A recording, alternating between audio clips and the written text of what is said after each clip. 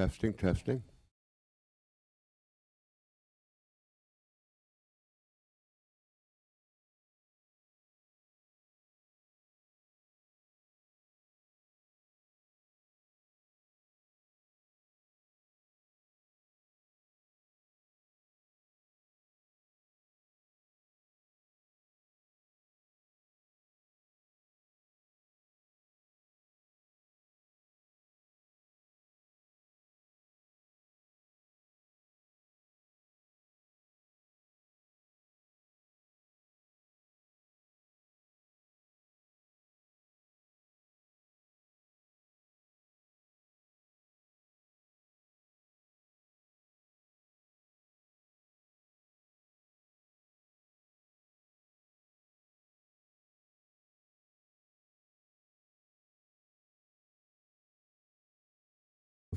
Well, it's 6:30, but we don't have a quorum yet, so I'm going to wait for a few minutes to call the meeting to order.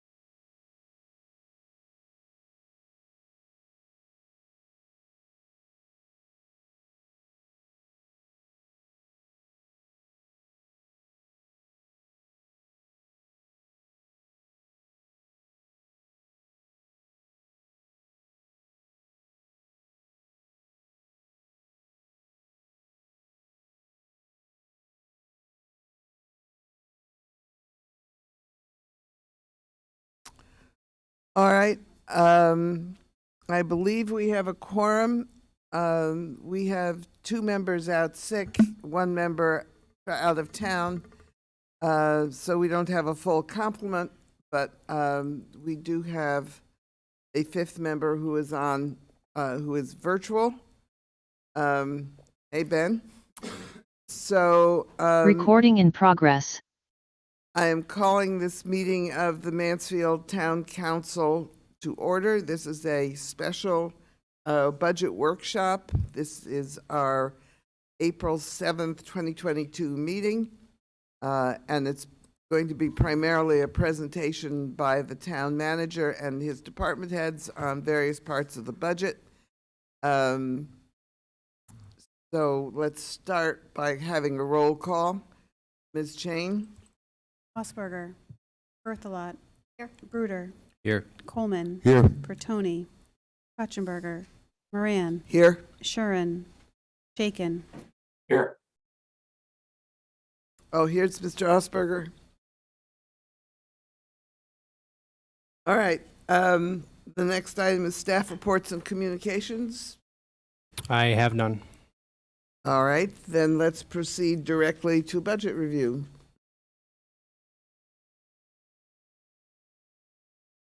I just will comment that last night was the public information session on the budget. There were a number of people in the audience, some of whom had interesting questions. And so there's some information that we will be taking in as we proceed. And so go ahead, Mr. Aylesworth. Thank you, Madam Mayor. The council obviously has had the opportunity to get a sort of an executive summary, if you will, of the proposed budget for FY 22-23, but look forward to, over the next several nights, engaging in a little bit of a deeper dive and discussion about what's going on at a department level. And as you said, you'll have the opportunity to hear from our esteemed department heads this evening. We won't be covering, obviously, all municipal departments tonight. I'm sure everybody's aware of that, but this is the subset of departments and functional areas we will be focusing on, and just want to orient people. The slides will have this information as well. Hopefully there are no discrepancies, but we do try to provide the corresponding page numbers so that you can go through your big budget books and follow along and perhaps prompt any questions you may have. So to recap, basically where I left off with the flyover, if you will, of the FY 22-23 operating budget. So some highlights include the fact that this budget proposes or would lead to a reduced mill rate, 1 mill reduction, 3.2% reduction in the mill rate. It would sustain or enhance services basically across the board. And there are a number of departments, public works, or functional areas, I should say, public works, public safety, community development, and social services, where there are quote-unquote enhanced proposed levels of service delivery. And the budget meets our contractual obligations. It continues our pay-as-you-go capital plan, which, as I stated in previous presentations, the goal is to reduce the amount of money that we bond or borrow so that we minimize the amount of interest we pay, keep things cost efficient, and helps us maintain and enhance our general fund balance and achieve the council's goal of a 17% fund balance. Reminder that these are the items, broadly construed, that are driving changes in the budget. Some sort of what I would call natural increases in employee wages and benefits, service improvements, i.e. additional staffing, enhanced or expanded investment as proposed in capital projects, interfund transfers, increasing debt service, as I said in previous presentations, largely attributable to the debt we're taking on for the new elementary school and middle school roof projects, those 20-year paybacks, and then cost inflation for goods and services. We are dealing with a historically high period of inflation right now. We're proposing a roughly $60 million operating budget, which this pie demonstrates, the rough breakdown across different functional areas. You can see that about 60% of the overall budget is education between Mansfield Public Schools and Region 19, our allocation to our regional school district, Region 19. And that leaves about 40% of the overall budget is the municipal budget, the local government. I want to start off by just sort of recapping. These are the departments where we have proposed service improvements. Again, largely driven by additional staffing. Some of the service improvements are non-staff, i.e., software upgrades and things of that nature. But the lion's share of what you see here is it's comprised of funding for additional positions that staff believe, the council and the town have been looking for a while, and our budget situation, our financial situation is such that we can actually make progress on addressing some of those needs in the current budget year. And so tonight we'll be focusing on those that I've flagged in green: public works and facilities, service improvements related to those departments we'll be talking about in subsequent nights. Here's a snapshot summary of what we would call the general government summary and all the departments that lie there within. You can see that overall it's around a 9% increase year over year. Breaking that down a little bit more, the legislative budget, which is town council budget, a slight decrease of about $1,600, and that decrease is largely being driven by reduction in the community events area. I believe that's being driven in part by some events that we know we have historically budgeted for, but the town council we've basically discontinued in recent years.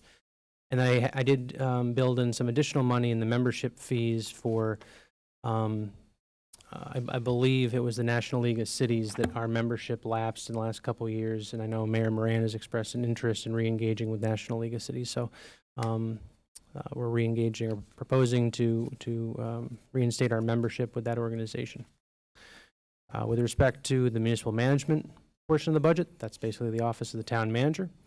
Aside from general wage increase and any adjustments for basically Tasha, Margaret, and myself, we're proposing to reinstate the Yukon MPA intern.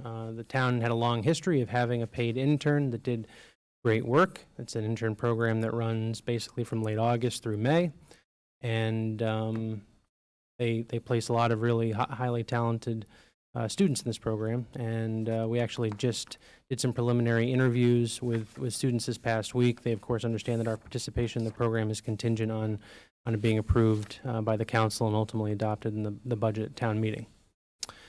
Human resources, aside from, again, sort of regular increases being driven by general wage increase and step increases, the largest adjustment here is the proposed conversion of a part-time HR specialist to a full-time HR specialist, and Director Schaefer can, when the time comes, speak to what demands in the Human Resource Department, the Office of the Human Resources Department, are driving that need to convert a part-time position to a full-time position.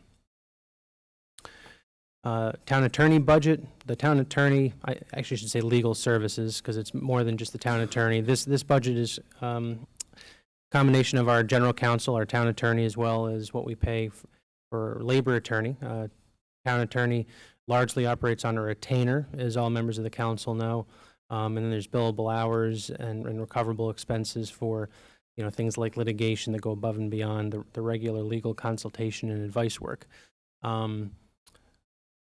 Seems to me we can budget for a slight reduction in our labor attorney fees because we're not negotiating 2 CBAs this year. We're negotiating 1. Hopefully things go smoothly with the fire department. But we're just dealing with 1 set of union employees this cycle, whereas this past budget year we were negotiating both with DPW workers and professional and technical unions. Slight reduction in probate court, which is cost that's shared between 4 towns. Slight increase in the town clerk's office, largely driven by increases due to step increases and the general wage increase.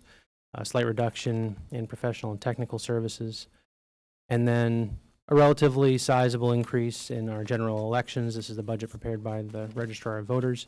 I think, as everybody knows, we have more elections this year than we did this past year. We have a state primary and midterm general election coming up, and with it requires additional investment in election workers, staffing, and publication of ballots and all sorts of things. With respect to finance, increase of about $71,000 in finance. This includes the Office of the Revenue Collector, the Office of the Assessor, Central Services, and Shared Financial Services. Aside from increases being driven by salary steps and general wage increase, there's some increases in our proportionate amount of shared finance. Basically, and Finance Director can explain what's going on here, but the formula that's used to determine which entity pays what percentage of the overall pie. Our portion of that is increasing as a reflection of how much of the budget we comprise. Slight increases in a few other areas in finance. And then both finance and IT, just remind the council, because they're shared services, we'll be talking about them really, I think, next Wednesday. So they won't really be a subject of discussion tonight. Just want to highlight these things.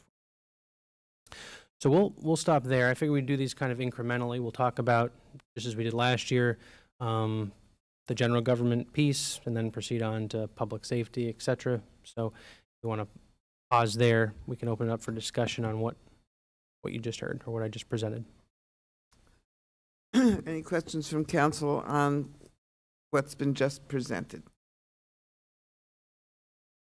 I think we would like you to proceed to detail by department. Well, that will be the Can I detail. ask a quick question? Mr. Shaken? Yeah, just a quick flag.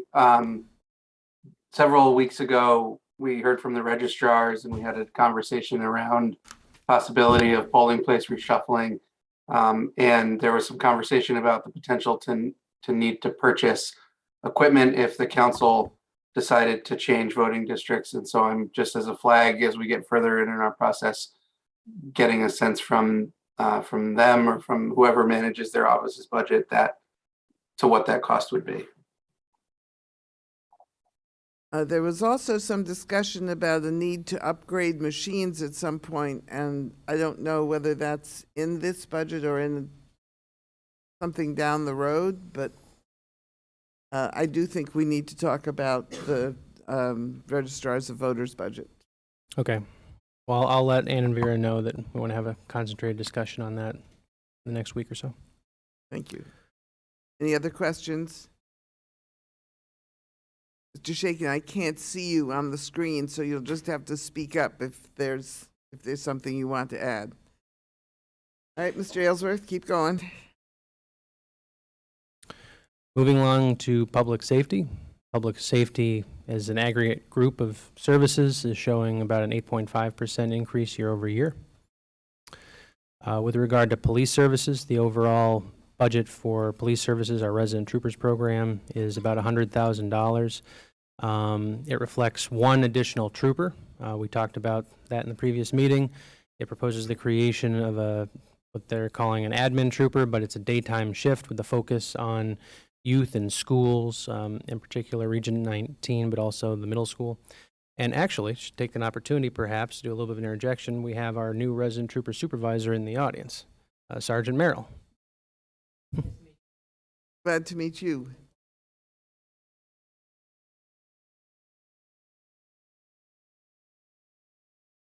Hey, thank you. Thank you for coming tonight. And newly minted Lieutenant King is also here, and we'll be happy to speak to the police budget as well. And then with respect to animal control, no real changes here other than normal increases in salary due to changes in steps and general wage increase. Just to interrupt, I was opening my mail and we got a letter from Hebron, which says, I would like to take this opportunity to thank you and your animal control officer in assisting with the animal recovery incident on March 25th in Hebron. Your professionalism during this event was greatly appreciated, and good deeds like this should never go unrecognized. It's a comforting feeling when a neighboring town is able to assist in a sensitive situation. Hebron would be happy to reciprocate if a need arises. Again, as town manager and on behalf of the Hebron Board of Selectmen, thank you for your assistance during this incident. So we did a good deed. We did. And I'll be happy to share that with Naran if you can provide it I to me. will send you over Great. the letter. Moving along to the fire service, so fire prevention, this is the office, basically the fire marshal. Slight uptick in costs associated with projected or needed repairs and replacements of hydrants. This is kind of a break-fix budget. This is more, we don't necessarily know in a given year how many hydrants will fail, and we replace them or repair them when they do. But like a lot of things, cost of inflation and on the rise, trying to budget a little bit more in case we have a unfortunate year in that respect. Fire and emergency services, so this is the fire department, reflects the proposed addition of 4 new full-time firefighter EMTs and the salary, training, and supplies that go along with that. To remind the council, we have submitted a grant, SAFER grant through FEMA, that would fully fund the salary and benefits of these firefighters for a period of 3 years. The town would then have to commit to, for a minimum of 2 years thereafter, fund the positions through the municipal budget. So basically, they would be at a minimum 5-year positions. But because we will not know for some period of time what the outcome of the grant application will be, we won't know for sure if we've been accepted or turned down until after the budget is approved at town meeting. The fire chief has made a compelling case to me that the town cannot afford to wait to add 1 additional full-time firefighter to each of the 4 shifts. Council, I think, knows we operate on a 24 hours on, 72 hours off model, so they're basically 4 shifts, 4 teams that cycle through. And so this would add 1 more individual to each of those teams. It would move us from what's a 5-4 staffing model to a 6-5 staffing model. And then no increases aside from normal step and general wage increases when it comes to our emergency management department. And to remind everybody, our fire marshal is also our emergency management director, Adam Libros. Mr. Aylesworth, before you leave public safety, one of the issues that we've always had to deal with is the cost of state troopers. Has there been any change in the costs that we've been facing? I know that we got a 25% break in the, I think it was 25% break in the costs of fringe benefits, which were very significant. I mean, the cost of our state troopers has always been an important and somewhat controversial part of the budget. So, just like an update on exactly where we are. Madam Mayor, appreciate having the time to say. I unfortunately cannot speak actual fringe costs. You aren't being picked up. You need to be right close. We're nice and close. How's that? Yeah. There we go. All right. Well, again, thank you for having me. Unfortunately, we cannot speak to the fringe costs right off the bat. We're not actually told those until almost you know them as well. So I cannot promise a lower fringe rate, but I've heard nothing that's going to indicate that they'd be going back up to their previous rates. Thank you. While Sergeant King's up here, I know there were some questions from my original presentation about the new trooper. So I didn't know if you want to direct those questions now. If you'd like, I Yes, can try to give please. a summary Yeah. before you even have questions. We did watch the meeting, kind of heard some of the questions and concerns. So I just wanted to clarify, certainly since my tenure, we're at 7 troopers with a supervisor.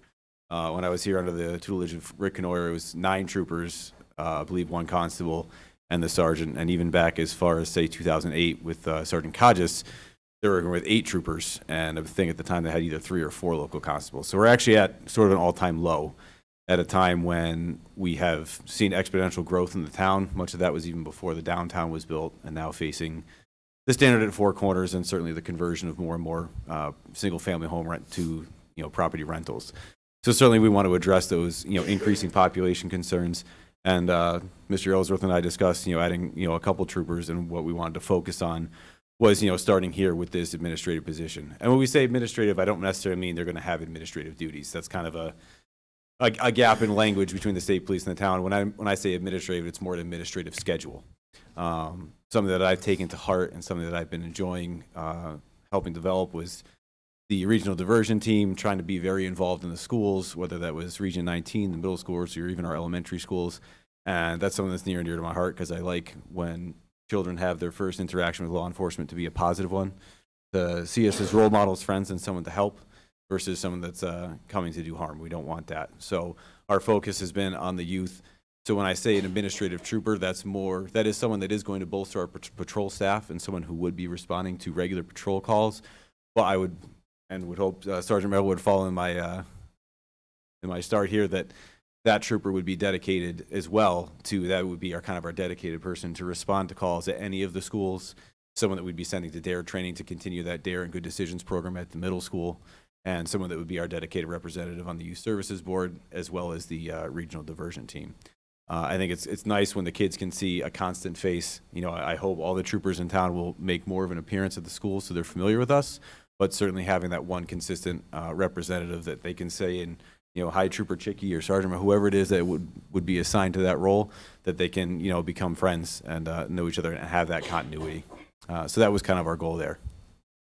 Well, since we have a new sergeant and you're proposing a new staff person, when you came on, one of our very significant concerns was making sure that the contributions that Sergeant Knoyer and his predecessors had made to our community policing was carried forward. And I certainly hope that those traditions, patterns, behaviors have been institutionalized in a way that your successor will understand where we are and how we want to approach these things. Absolutely. I'm not going to ask him that because it's not fair, but I'm asking I won't you. I won't put words in his mouth, but I can say that I've worked with Sergeant Merrill for probably the last decade, and he's been a resident trooper in Tallinn as well as Ellington, and I know he's been heavily involved in the schools and has similar feelings in policing. But I will let him introduce and speak for himself at a different time. So.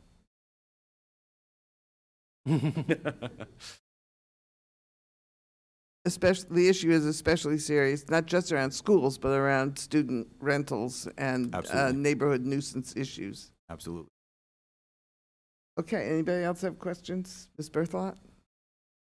So congratulations. Thank you, ma'am. And welcome. You did a really nice job of explaining the reason for this particular position. I know that the principal had expressed the importance of having a constant face in a relationship, and though we differed on the idea of school resource officers at one point, I certainly understood that when somebody came in, he wanted to be somebody that he and the rest of the staff and the students knew. So that makes an awful lot of sense to me. Absolutely. So thank you for that explanation. Thank you, ma'am.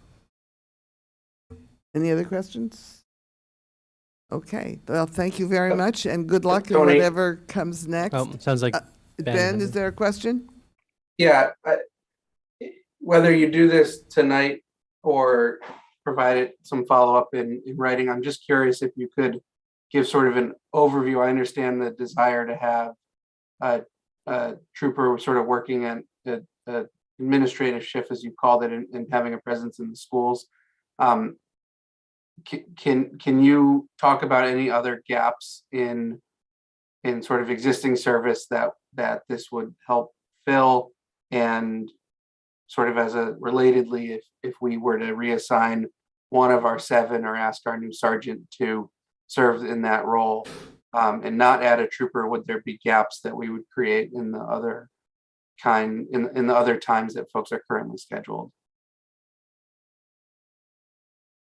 Certainly. So right now, obviously, myself and soon to be Sergeant Merrill works on that administrative schedule mostly to deal with the town. But as far as the troopers that are actually on active patrol, we run with 7. So there are 3 assigned to day shift, 3 assigned to evening shift, and 1 assigned to midnights. And they work on that regular 5-3 rotation. What I found in my unfortunately short time here is that we're busy enough, and with certain show up rates between vacation, holidays, sick time, we certainly do have gaps. And Mansfield is definitely one of the busiest resident trooper towns in the state, if not the busiest, but I don't want to speak to that without actually running those numbers. And the problem that we have is having the desire to do that community policing, get involved in other events. we find ourselves pulled in many different directions. We take a lot of serious cases in this town that require a lot of follow-up and additional work.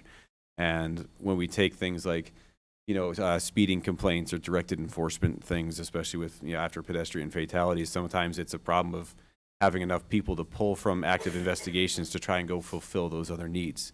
So like I said, they're definitely very busy. We try to take every complaint and request for additional services very seriously, because that, community-oriented policing is important to us.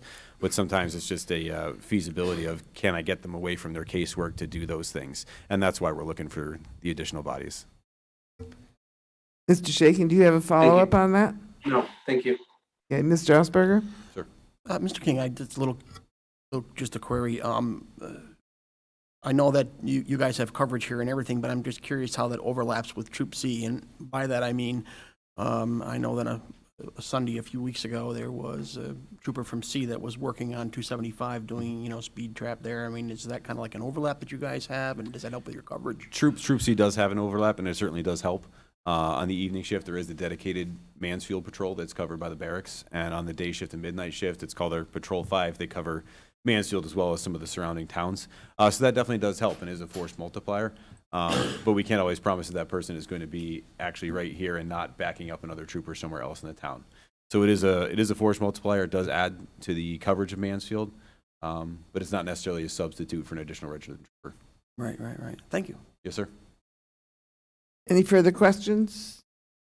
All right, well, thank you very much, and as I said, good luck in whatever comes next. Thank you, ma'am. I do appreciate my time here in town. It was unfortunately shorter than I would like. This Yeah, town's been, on our side, too. I appreciate that. This town's been important to me, so I leave it in his capable hands. But with where our agency is, it was the right time for me. So Yeah. I do thank you for the opportunity. More than welcome. Thank you. Before I proceed on to the next sort of functional area, I didn't know if Fire Chief is here, if there's any questions directed at the staffing or otherwise with the fire department budget. Ms. Berthelot? So I'm seeing this as highlight, but maybe I'm misunderstanding. Should we be, if we have substantive questions, should we ask them now, or? I would propose for the departments that I cover, as I cover them, I would propose that we ask them now, if for no other reason than the folks that, once they're done, they might be able to move on. They won't have to stay till the very end. But it's whatever, this is how we did it last year. We sort of asked all the questions about public safety during public safety and then transition. So it's whatever the council wants. That was sort of the model we used last year. Yeah, I ask your questions now while we've got them. Okay, that's helpful. I guess my question is, this says highlights. So highlights in the sense that, I mean, there's lots of small dollar changes within a budget. The office supply line could have changed a little bit. So this is just highlights to say, trying to pull from the department budget a couple of the more significant factors that are driving the total increase that's shown in green. That's all highlights mean. It doesn't mean that this is highlights and then there's a deeper explanation that comes later. We could perhaps call it something else if that's confusing, but that's the intent. So this is discussion of the delta, that which has changed. Correct. So there were a couple of things earlier. One that stood out. Just a question in terms of what was the educational benefit for human services? It was on the human services slide. There was. Well, we haven't gotten to human services. Oh, human resources or Human resources. I'm sorry. okay. Yeah. So the latest negotiated contract for professional and technical employees. One of the areas of change was the tuition benefit, the cost assistance that we provide. It hadn't been adjusted for many cycles, so it was falling basically woefully behind what the actual cost of a credit is at UConn or Eastern or any place right now. And so basically we just, I forget as a percentage, I have to go back to that slide, but basically we just tried to adjust it to make it, the going rate, the market rate for a course now. All right. Thank you. Yep. I believe Ms. Berthelot's question had to do with the increase in time for a part-timer to a full-timer in human resources? Did you ask that too? Okay, Okay. all right. Ms. Tony, I have a fire question. Mr. Shaken, are you trying to ask a question? Yes. on the fire and emergency services, on the 4 additional firefighters, I'm just wondering if Ryan or the chief could speak to the potential, to the expected timing of our grant announcement, and when we could be expecting to hear about whether we are funded for these positions or not. So my understanding is that pretty reliably, the actual official notice of grant awards for positions that are funded with the SAFER grant, that those are released in September.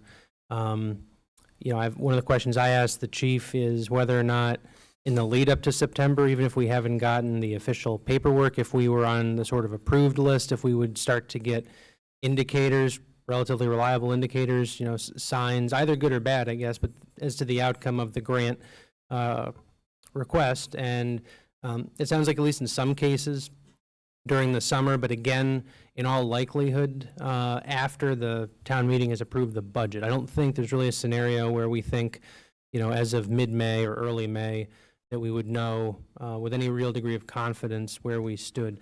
The one exception might be if we were not receiving any further consideration, we might have gotten some indicators that it was a definite no, but I don't think there's a scenario, and Chief seems to be nodding, where we think we would have a reasonably high degree of assurance that it's a yes by May, but I'll let the chief speak to that. Evening, everyone. From my experiences with the SAFER grant or AFG grants from the FEMA, usually when you have a good shot at getting the grant or you're going to be awarded it, usually they start sending emails asking for your banking information. So that's kind of that. Or you'll get a phone call from the regional office saying, it looks very good. And usually you'll get a correspondence from the congressional delegation. They'll usually send something because they usually get a heads up before, the official press release goes out for the award. So, and usually with the SAFER grants, we're probably looking at September. And it all depends. Sometimes they'll do them in August. It all depends on the federal government schedule. And sometimes that's a moving target. So I know our budget has these 4 firefighters being added in November. Correct. So that is with the assumption that the grant is awarded. So that's with the assumption that we don't get the grant. So the idea with November was, so I thought it would be, frankly, bad form, if not like potentially really problematic for us to, let's say we budgeted for the positions thinking, all right, we want to add these positions, we hope we get the grant, but we're going to budget for them assuming we don't. Let's say we move forward with hiring people, getting them in place, start over the summer, July, August. My concern was that if we've actually already hired these people, then we find out we get the grant, we're on the hook actually to add 4 more in addition to the 4, because you're not, it's like anything. If you get the grant, they don't want to be reimbursing you for something you've already done. The idea is you're helping you do something you couldn't afford to do otherwise, maybe. Right. And so it seems that under this, if we were to get the grant, we wouldn't likely have these people in place before November 1 anyway, because we'd find out in September, we'd do a recruitment, et cetera, would play out. And so that's why we said, all right, either way, we're not really going to have these folks in place until November 1, so we don't need a budget in the we didn't get the grant scenario until November 1. So it is your assumption that if we don't get the grant, we're hiring them anyway? That's what's being proposed. That's what's Obviously, the being council could proposed. reach a different conclusion, but we are proposing Okay. funding these positions without if we don't get the grant. Okay. Mr. Osberger, followed by Mr. Bruder. Was there any traction on my earlier comment at our last budget meeting regarding the hiring of a constable? I know at one point we had budgeted for that and a car and everything, but had you found out anything where we stood on that?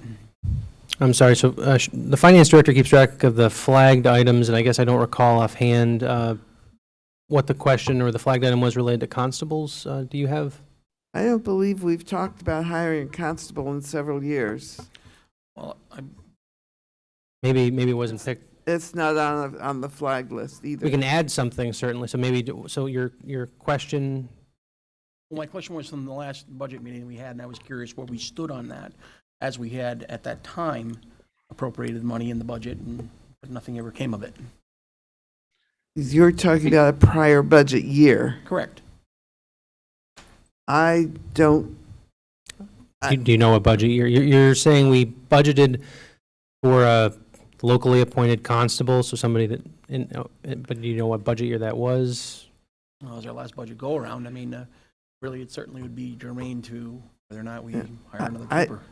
That's a policy decision. It's not just a financial decision, and I don't think we ever decided to return to town staff. I know we've talked about it, but I don't think we ever decided to do it. Call the approval. Tony, Mr. Shaken?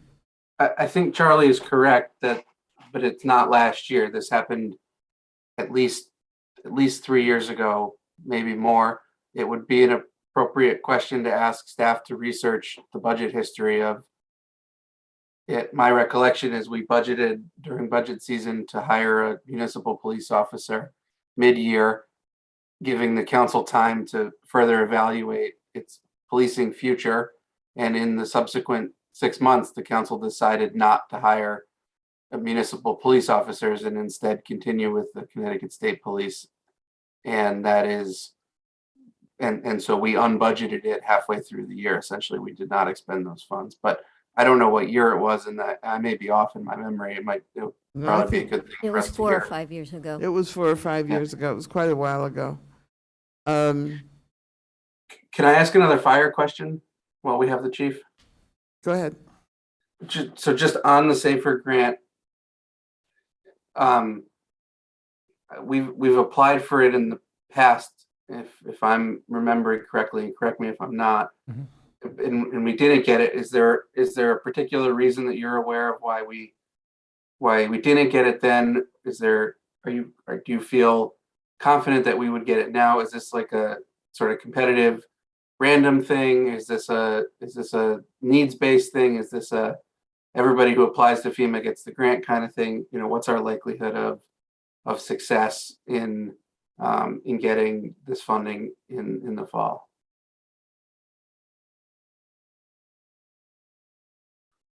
Mic is off. I can't hear whoever's speaking. Okay, you can hear me now. In the past, this is a very competitive process, like any grant. FEMA up the ante to approximately $550 million. So that gives us a better shot right off the bat because there's more funding to go around. The other thing is the work that goes into a grant. A lot of it's wording, trigger wording. One community in Connecticut last year received funding for 3. I reached out to that department and asked them, how'd you do it? And they gave us some pointers. They looked at our narratives. I also reached out to another a grant writer that I used from my previous department that helped us out with grants. I asked her to look at our narratives. She gave us some pointers. So that, you know, I'm confident, but I'm also cautiously optimistic and cautiously confident that we'll be successful. I know we put our best foot forward, and you know it's very competitive. They look at the community, they look at the ability of the community to pay. You know, I feel we made a compelling case with our increase in incident responses, to how our staffing model is, to our decline in volunteers, to, you know, there's more needs out there, and, you know, businesses continues to climb every year. So I'm hopeful that we can, you know, be awarded the grant, but I also at the same time, as I stated to Ryan during the budget process, that we need to start looking at increasing our staffing based on what was presented to the council with the Fitch Associate study that was done a few years ago under Chief Rayola's tenure. Thanks. Mr. Bruder? Hi, and I don't know if I would direct this to the chief. In terms of, say we keep the budgeted salaries available and we get the grant, what would happen to the money we had put aside? So once the money is approved as part of the general fund budget, it's in there. So the amount that we raise in taxes to fund, municipal services, it's in there. So a couple things, I guess, would be options. If with the benefit of grant dollars received, if we weren't expending the monies that we appropriated through our own dollars to pay for the positions and didn't redirect those funds anywhere else, they become fund balance at the end of the year, and they become available for other uses in subsequent budget years. Alternatively, they, as the council does periodically, you do line item transfers. So, for a line item that it made sense to budget X when the budget was set, you're now halfway or more through the year and you realize you're not going to need it. Well, this other thing emerged that you didn't anticipate. You now have the ability to transfer from, in this case, the fire department's wage lines to some other place. So it wouldn't be a situation where we would be amending the budget, or reducing, the amount to be raised in taxes as a result of the grant after town meeting is acted. It would just mean we end up with a higher likelihood of a quote-unquote surplus at the end of the year. Could we earmark it to pay for that fourth year? So we're on the hook for 4 and 5, and just say we're going to save this and put it to the side for then? So without getting too deep into the mechanics of I guess hypotheticals, and I'd want to think through whether or not it'd be something I would advise the council do, but so like I said, any money that's not expended in a given budget year Right. rolls into fund balance. So hypothetically, the council could make a policy decision. Again, I'm not advocating for this, Right. but you could say, all right, well, we budgeted for this, we got the grant. Obviously, if you know the grant's going to pay for the position for 3 years, you would not budget for it in years 2 and 3 because you have the grant, but you quote-unquote over-budgeted in year 1. So perhaps, if it was the council's desire, you could say, all right, well, when the time comes, i.e. year 4, we are going to say today that we are going to use the corresponding amount of our fund balance to pay that down like 4 budget years down the road. That could be like a policy decision if you wanted to kind of have that cause and effect relationship. Be honest, it's kind of 6 of one, half a dozen of the other, whether you earmark the money from fund balance or you just know that you've saved it. It kind of comes out of the same group of dollars, the general fund later. So it's not, but I understand the question. All right, thank you. But also that would be for a later council to decide. Right, that would be, yeah. Mr. Coleman. Yeah, as I recall it, it was said again tonight, the council voted for the 4 positions based on the grant. It's a bit of a roll of the dice on the grant, no matter how you look at it. Maybe some folks may not want to be on the hook for 4 firefighters. Is there another shift model that you can offer us that would require, in the interim, on the grant funding, that would say we wanted to pay for 2 firefighters?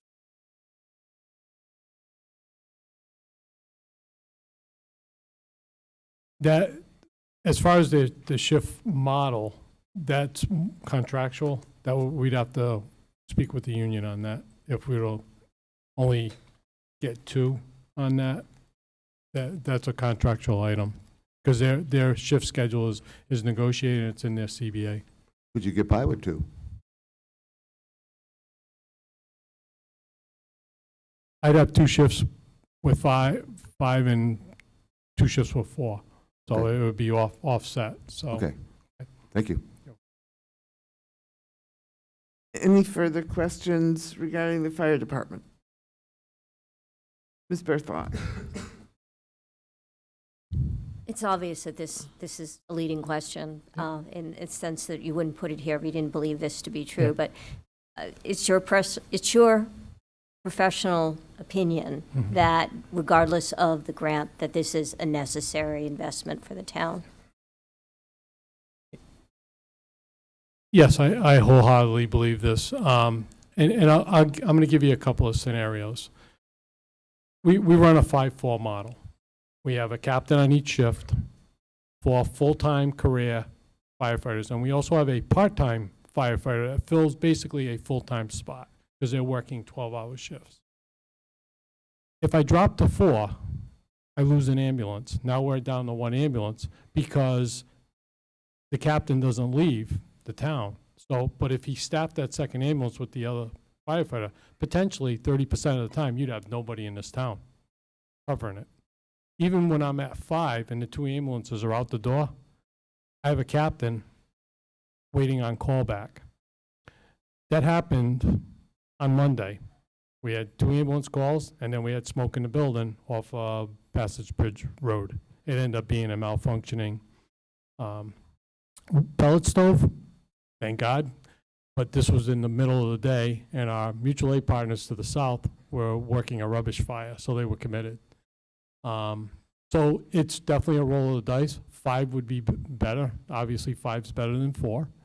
You know, we've had situations in the last few months where both ambulances have been out, and we're relying on mutual aid ambulance to come in for the 3rd and 4th calls, and they're not available either. So we're double booking our ambulances, meaning they're transporting into Wyndham, and they're being told, once you clear, you're going here, and we're sending units out there. So this would make things, if the council approves the expenditure for the fire department, it would definitely make things better, no question about it, and we appreciate whatever the council can do for us. Always the narrative, the stories really help us pay attention and understand what the need is, so appreciate you giving us that. Thank you. Thank you very much, appreciate it. Any further questions for the chief? Nope. Thank you Thank you. very much for your time Thank you. and your dedication to the town. So, Mr. Aylesworth, what's next? I just want to remind, since I made a point of saying that my goal was to let at least some department heads that are early on in the program cycle out. For those of you, and you know who you are, if you have capital requests are going to be discussed later in the evening, so don't go too far if you have capital items in your budget. Community service summary, year-over-year projected increase of about 7.3%. Part of this is a small increase of $1,300 in our dues, if you will, our allocation, our proportionate allocation to the Eastern Highlands Health District operating budget.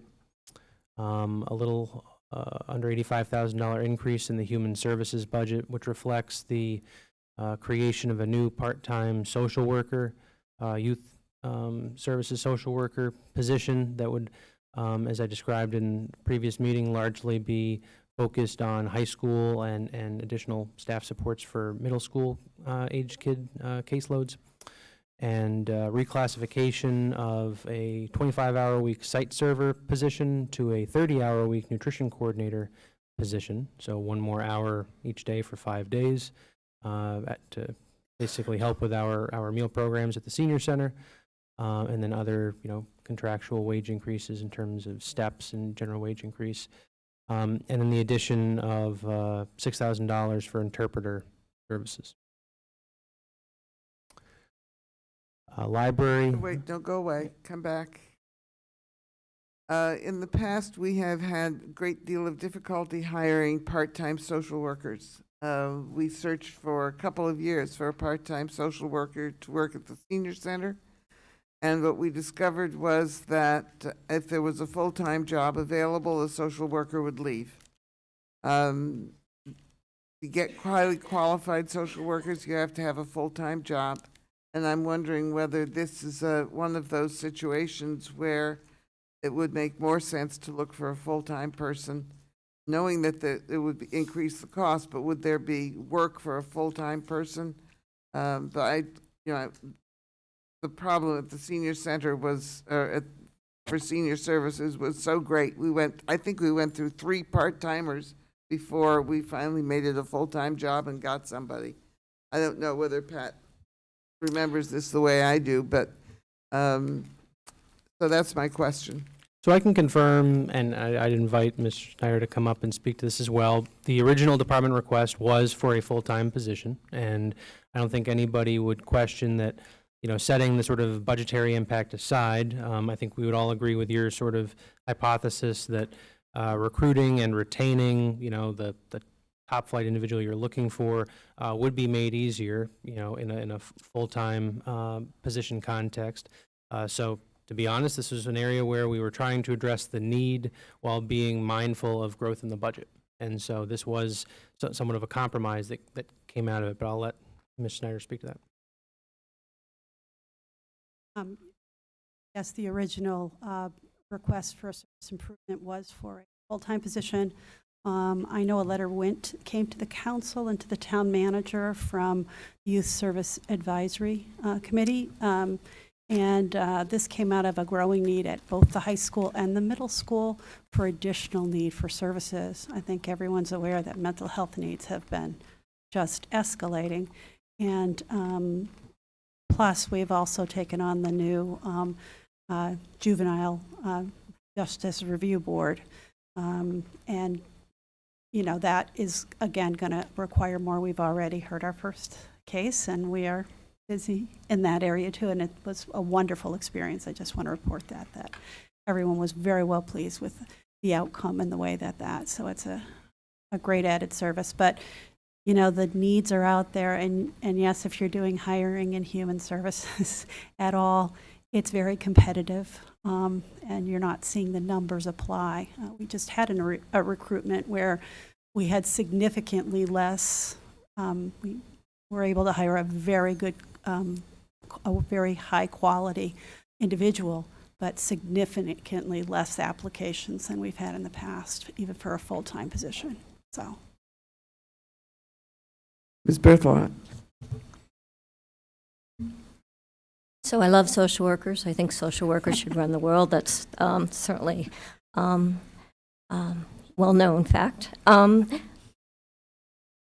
So when the proposal came out of Linda's shop for the grant coordinator, I don't quite recall the name, my reaction was, well, this should be a social worker who does this, because nobody knows grants and knows how to be tenacious and follow up with people and get information from people like a social worker.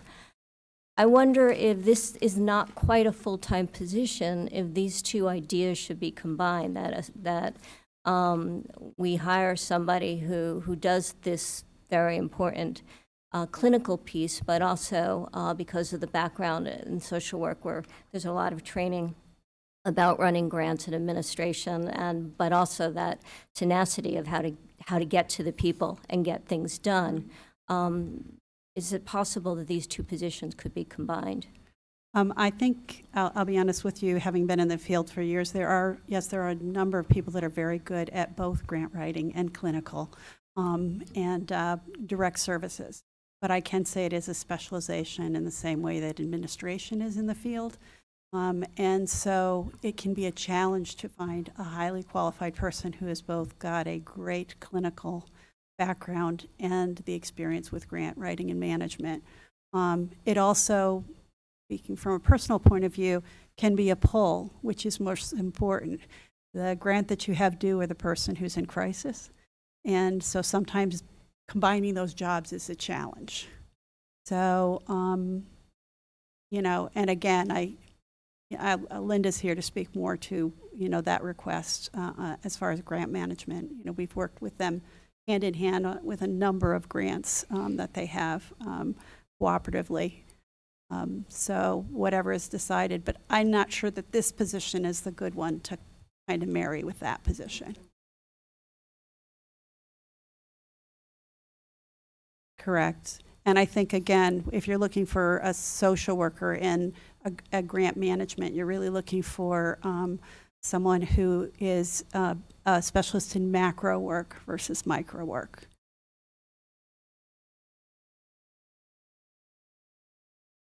Both sides are. Yes, they are. Harry, I can't hear you if you don't turn your mic on at all. Like not even a whisper. Is your mic on? Is the light on? Can you hear me now? Yeah. Yes.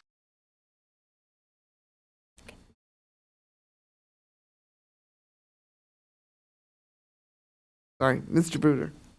Thank you. I wonder if, because you just went through the process of trying to hire a full-time social worker, I'm in favor of making that an allocation. But I wonder if we could offer it to be either full-time or part-time, depending on what the individual wanted in terms of coming on board. I've found that, working for the state, a lot of people want flexibility right now. And I don't know how you'd feel about that, especially if we have the work for the full-time. Would we want to offer that? But I guess that's a really long way of saying I'm on board with a full-time.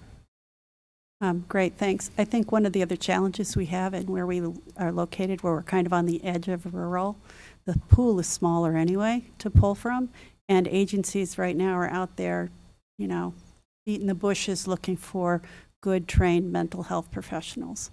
So that is right now the challenge, I know, in all recruitment, but particularly in this field. So the thought process, just to, I guess, elaborate a little bit on some of the internal discussions we had, starting with the request for a full-time position and where the recommendations ended up.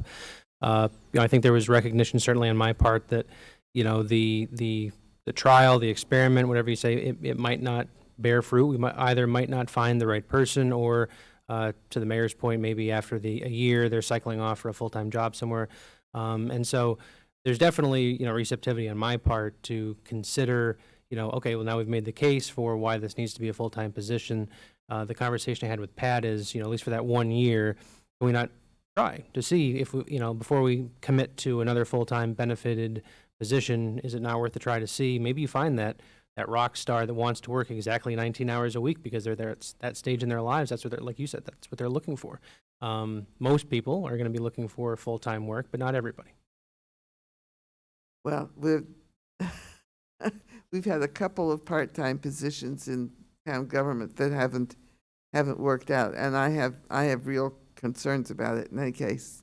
But we can flag this one as something to continue to discuss.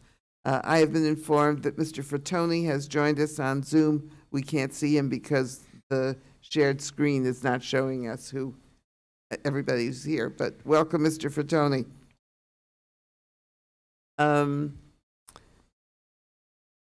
Mr. Osberger. Correct me if I'm wrong, haven't we had the ability to draw from the pool of recent grads at UConn for some? We actually have internships, and we use interns quite heavily. The challenge is that, first of all, we require licensure, at least that first level. Again, we're really looking for someone who will come. There's a lot of up training, and when you do community work like this, it's not a job that cycles through really easily. You have to get to know the schools, the service providers, the community itself, and how it functions. And so we really are looking for a seasoned person. So the potential for someone who's perhaps an intern that could perhaps position that position or part-time position.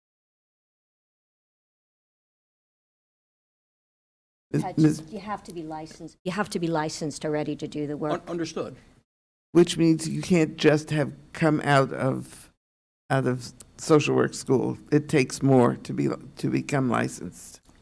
And actually, to do clinical services, you have to be licensed. You have to be licensed in order to do that period. So Are you talking about a clinical social worker? there are two levels of licensure. There's the LMSW that you get first before, Yes. but you have to, within a period of time, once you get your clinical hours and supervision, which we offer here, to if someone comes on with the LMSW, you have to take the test and become a licensed clinical social worker. Well, that makes my position even stronger because we had an even harder time finding a licensed clinical social worker for the senior centers. So, all right, we will flag this for future discussion because I think this one is important.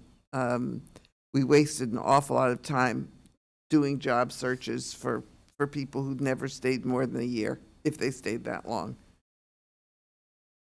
If we couldn't hire, is there a possibility of contracting with a social worker who doesn't work for the town to provide these services? They actually tried that with the position that Mayor was talking about, and it's a challenge for a couple of reasons. One is, if someone's in private practice and then you're contracting, sometimes you get some steering that happens, which is a bit of a challenge in a government position. And the other thing is, their private practice is probably going to always be their priority because they make more money doing the private practice. So that would be a challenge. We might look at contracting with an agency, but again, they're having the same issues that we are. I'm not sure if any of you have talked to anybody that's been looking for a clinical worker, even if they have good insurance or the ability to pay. It's tough to do right now. Yeah, and I think that's one of the real problems with the part-time position is if you don't have health benefits and retirement benefits, that makes it even less attractive. And harder to hold somebody. Okay, well, we know what the discussion on that one is going to be as we go down the road. Any further questions for Human Services? Well, thank you very much. And thank you very much for all the work that you have done during the pandemic. I mean, our Human Services program has really stepped up and done a great deal. Thank you. Yeah, it's really, truly a great staff that it's an honor to work with. So, and a wonderful town, too, that very generous, respects the work. Mr. Aylesworth. Moving on to library. We have some attrition going on this year, so we have some long-tenured librarians who I know Leslie's probably having a lot of sleepless nights trying to figure out how we're going to fill some voids. But when longer tenured people retire, there's accruals and such that are due to them, and so that impacts the budget. And then there's also some changes in the state minimum wage that impacts the library's wage line as well. And the budget also reflects an increase, a combined increase of about $13,000 in materials, both adult and youth materials, trying to get Leslie slowly but surely to her targeted funding levels for those materials. So this $35,000 isn't going to be a rolling increase the way an additional staff would be. This is just because of the nature of the circumstances of this year and the transitions that are happening. So we might expect to see some relief coming into the next budget year. Future years. Okay, any further questions about library services? I have a question. Has there been a real increase in the use of the electronic and digital services, and has that cost us money? I would invite. There's a nodded yes from the back of the room. Does that show up anywhere in your budget? While she's walking up, I don't think as usage goes up, and when we subscribe to various materials, so we're paying for those digital resources, and as usage goes up, I don't think our cost necessarily does once we subscribe to it, but she's the subject matter expert.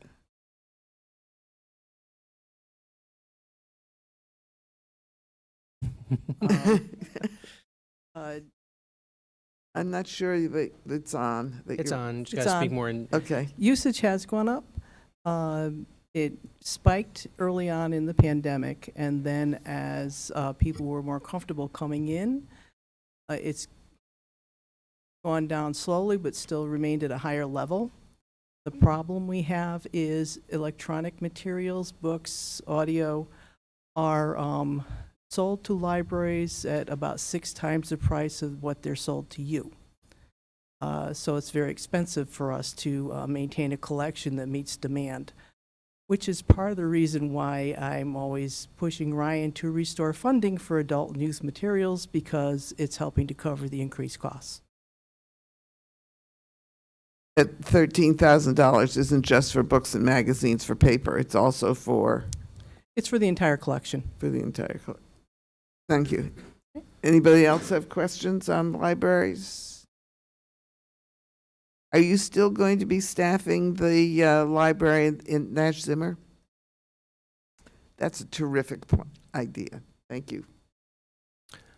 As Leslie walks away, I just want to say Councilor Coleman took part in a tour of the library, well, really a focus tour on some of the mechanicals, but having worked himself in the Yukon Library for some time, had very, fond words to say about the tidiness of the library, right? White glove treatment, clean. With respect to grants to area agencies, the Human Services Advisory Committee, which reviews requests for funding, is proposing an increase of just under $16,000 spread across the 12 area agencies that are programmed for funding this year, and this is how that breaks out. So whereas last year's total amount to these agencies was $48,500, the Human Services Advisory Committee is proposing funding in the aggregate of $64,250, and you can see line by line what the various agency funding level changes would be. It's a 32% increase overall in the funding support for area agencies. I have made no proposed adjustments to what the Human Services Advisory Committee has recommended. I view that as the council prerogative. Question. We've had some questions about the methods by which applications were, by which agencies were invited to apply. Has anything changed in this year? In terms of how agencies were invited to apply, have we expanded the agencies in any way?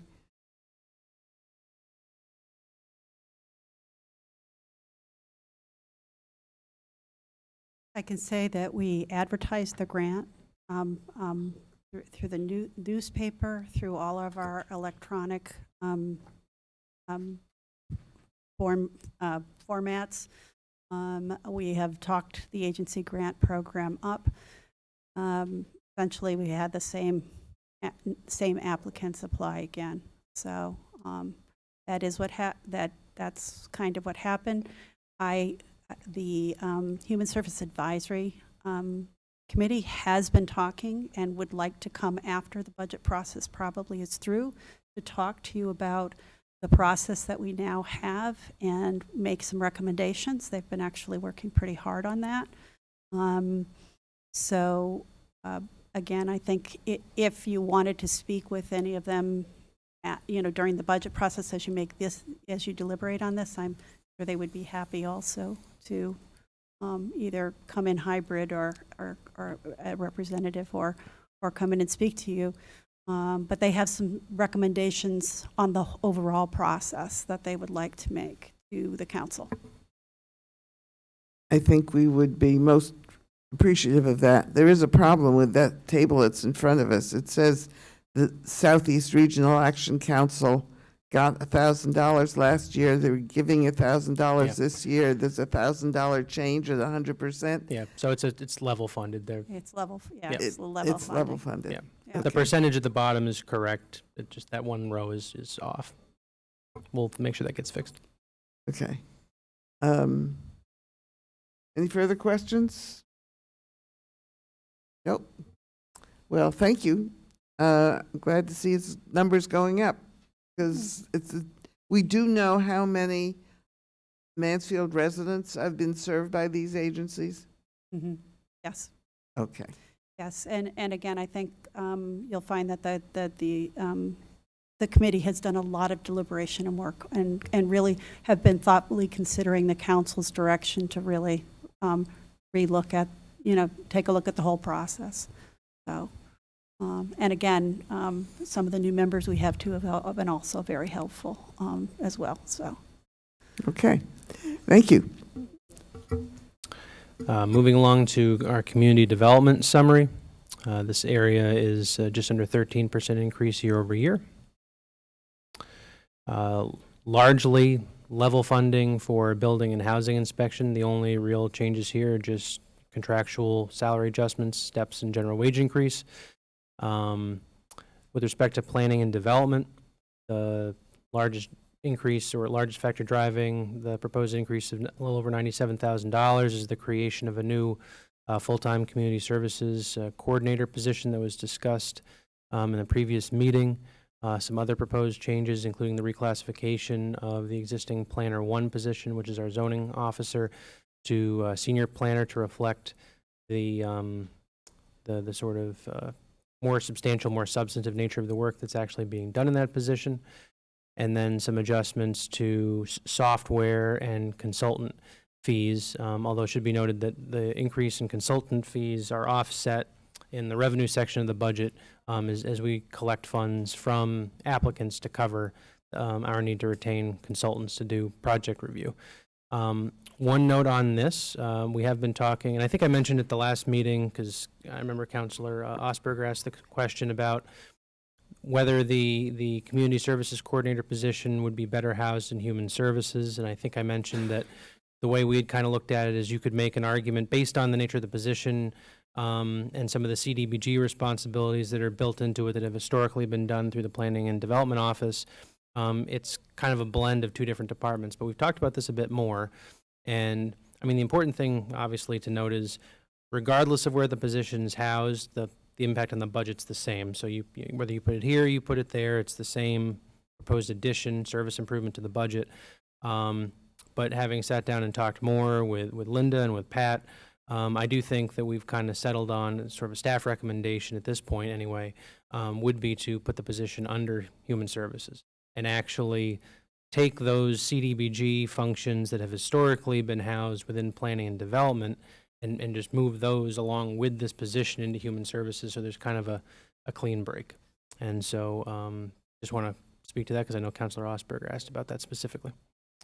And then in terms of boards and commissions, a few of the things driving an increase here is the Human Rights Commission has asked for a budget.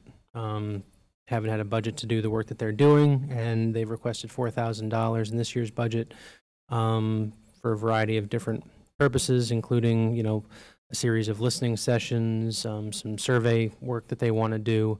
So they're going from a $0 budget basically to a $4,000 budget.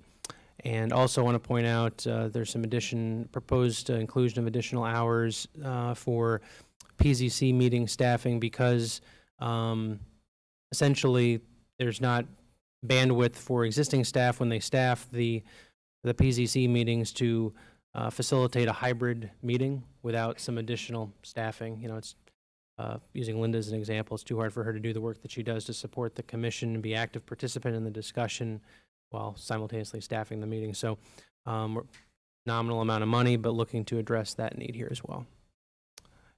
Before you yep. leave that, are there any questions on building, housing, planning and development, boards and commissions? Hearing none, proceed. Town-wide summary, these are, those cost centers that basically straddle multiple departments so they don't sit within a given functional area, include employee benefits, our LAP insurance and contingency. It's a 12% proposed increase year over year. With respect to employee benefits, we have some increases in our projected insurance premiums and some other areas driving increases. As I think the council's aware, there's been legislation that went into effect in recent years that changed the contributions, the MERS rate contributions, both by the employer and the employee. And so I think, if I'm not wrong, I think this is the last year of that phased ramp up, at least on the employee side.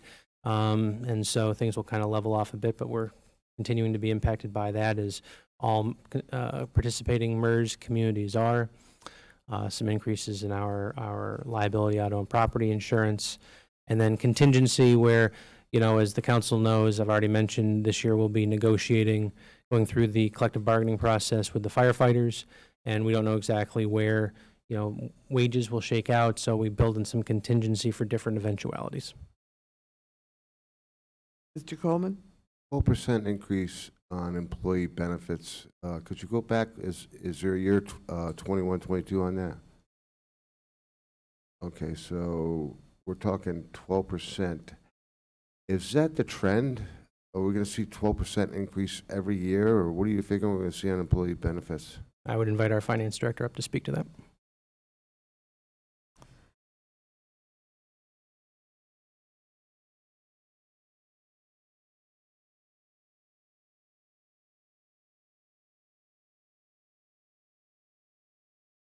welcome.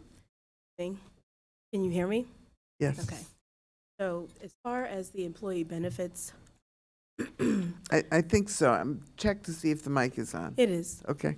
As far as the employee benefits line is concerned, on this particular slide that was just on the screen, it's a summary of all the employee benefits.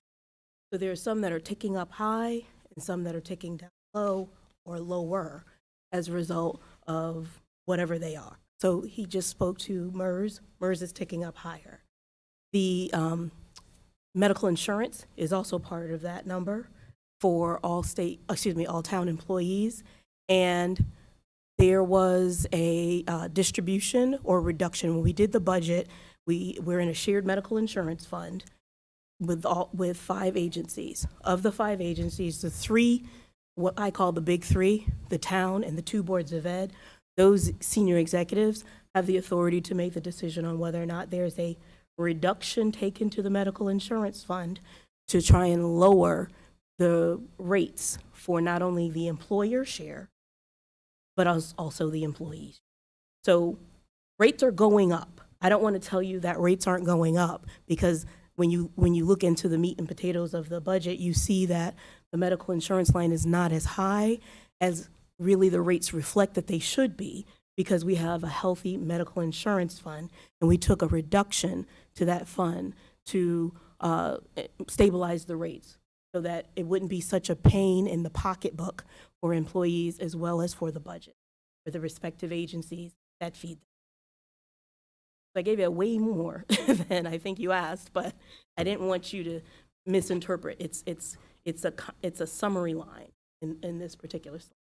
Okay, some of this might be one-time costs, some of this 12%, is that what you're saying? I'm not going to say it's one-time costs, because again, with MERS, that's a natural escalation that continues. You have workers' comp, which may be a one-time cost based off of what our prior year's trend has been. But medical insurance is just going up. It is going up. We have a healthy insurance fund, which affords us the opportunity to try and hold the price down for the employer share and the employee share. If we didn't have that fund, that number would probably be 18-19%, just based off of the fact that the medical insurance is so much higher than it has been in the previous year. That's a pretty scary trend. Thank you. So right now, I was just going to say, for the good of the order, is about $5 million, I think, in our health insurance fund. That's the fund balance right now. And so our sort of targeted fund balance, what would consider to be healthy, would be about $2 million. So we do have quite a custodian. We have, Required, yeah. not necessarily healthy. Well, right. But required, yeah. statutorily, Yeah. meaning that we, as the custodians of the Right. fund, that we are. We don't want to get below the $2 million, I guess is what I was trying to say. To $2.1 million, Yeah. yes. Mr. Bruder.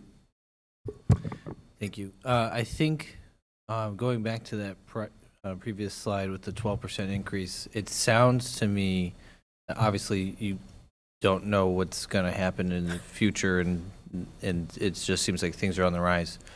But it seems to me that the driving force with this percentage change also, if I'm correct, is the additional employees that Yeah. we're talking about adding with That's correct. Correct. the trooper, Correct. and then also the 4 firefighters. Yep. And And thank you for mentioning, 'cause I was actually made a mental note when Charmaine was done talking to bring it back to that. So yes, to your question about it being a one-time occurrence, I mean, Charmaine's being very careful, as she should be, to qualify. We don't know what's going to happen in insurance markets, but yeah, the biggest driving, a large driver of this increase is these additional positions that we're bringing on. And so once they're here, they're here. We're not adding those new plans year after year. The plans already exist. Go ahead. to follow up, at least for the firefighters, it'd be interesting to know, are we still responsible for, like, does the grant cover their health insurance and things like that? The grant covers their wages and their fringe benefits. If basically the only, as I understand it, the only expenses we would be on the hook for would be the uniforms, the turnout gear, basically Yeah. outfitting them, and any training. Training. Yep. Thank you. And thank you for the information. Did I get that right, Chief? Yep. Mr. Osberger. Helping with lap insurance, I'm looking at the bottom of this and I see that the claims now, is this personal claims injury on the job? But if it's covering automobile, I mean, this isn't something where someone Is your microphone on? cracked up a town truck or something like that, is it? So LAP is for, we have workers' comp, which I was just speaking to, and employee benefits. But LAP insurance is to cover, it's liability insurance Right. for the respective buildings, equipment, and any claim. So if there is, I don't want to say it out loud, but if someone cracks a tire rim or something on any of our towns, they could file a claim, and KERMA would then investigate and determine whether or not the town was liable to pay that claim. So those are the types of claims that are going to hit the LAP insurance. And that is based off of the premium profile that the insurer provides to us as they go through the process of underwriting what our quote will be, or our policy will be. They've given us a quote. Oh, okay, because I said we had 5 claims, and you're projecting 13? So, I mean, incidents occur, and so when they occur, and I pulled the data from the insurer, and 13 is, the reason why I'm putting 13 there for this fiscal year is that because we don't have an insurer that is a publicly traded company, it is a consortium. They've asked us to push every single claim. In the past, I don't know how you do it personally, but if I get into a fender bender and I look at my deductible versus what the cost of the repairs would be, I make a decision whether or not to submit a claim. Well, the insurance company is asking us to submit every single claim, regardless of whether or not it turns into an actual settlement. And because it's KERMA versus a natural, for-profit company, it is simply for data, so that they can be better prepared to understand the types of incidences that occur. If they don't settle the claim, then it doesn't go against our premiums. So that's the reason why, based off of what actually has been happening in the town, vandalism, let's use that as an example. We make a decision between Alan and myself. We talk through how much it's going to cost to replace or repair whatever was vandalized against the deductible. KERMA has asked us to submit those claims. That means that number is going to tick up because we do have some vandalism happening in the town. Thank you. There was a point where the insurance companies were predicting something like 20% increases in rates because of delayed medical care as a result of the pandemic. Are you seeing that kind of increase, and do you think these increases are likely to continue over the next couple of years? So when you look at the month-to-month claims, I believe that's in the budget book. It shows month over month. We do it in the quarterly financials as well. It shows that it's substantially higher, a couple of $100,000 more so than it had been in the previous year at the same time. So I don't know if that trend is going to continue. We actually will be meeting with Lockton, which is our insurance consultant as it relates to the medical insurance side of the house, I think next week. So we'll be able, we have these quarterly engagements with them to give us a sense for what's happening in the market. And right now, based off of the last quarterly conversation, it was an expectation that the things that we needed to keep our eye on were people going to get tests. If you recall, the testing protocols are that your employer pays for the test through the insurance company, and each employee is afforded, I believe it's 8 tests a month, and the costs associated with those tests were the concern for employers who had self-insured plans, because when you do the simple math against that, it was substantial, but it has been mitigated by additional requirements to reduce the cost of the test. So there might be a new hiccup or ripple in what we're seeing when we meet with them next week, and I can follow up with you all on that if you would like. Thank you. Any further questions on employee benefits, insurance, or the contingency? Nope. All right. Thank you. Moving on to operating transfer summary. This is probably the single largest year-over-year increase in any given functional area, and that's basically because of two items you'll see here, debt service and capital projects. So as has been presented on a couple times now, debt service, which you can see a large, roughly $600,000 jump from FY 21-22 to 22-23, is a result of us having to start to make payments on monies borrowed for the new elementary school and the middle school roof replacement project. It's a pretty large hit to take. But it's something I think we all knew was coming. And then capital projects, it's about $800,000, or it is an $800,000 increase year over year in the amount of funding, the appropriation from the general fund that we're proposing to help fund this year's capital projects. Again, as I've stated in a previous presentation, certainly the loud and clear message I've received from the council is that the council is very serious in playing catch-up on capital projects, whether it be roads, bridges, or otherwise. And so this is staff's best effort to develop a capital improvement plan for this year that reflects the council's desire to make ambitious progress in this area. Before you leave that, Mr. Bruder? I'm just going back to the, thank you. I'm just curious, I've seen the store center reserve go down to 0. What was that? So this was a fund that we allocated money to on an annual basis, I think for project cost overruns for the parking garage, correct? Okay, and so we've caught up. Thank you. So. And for the senior programming, for the operating, is that through the senior center?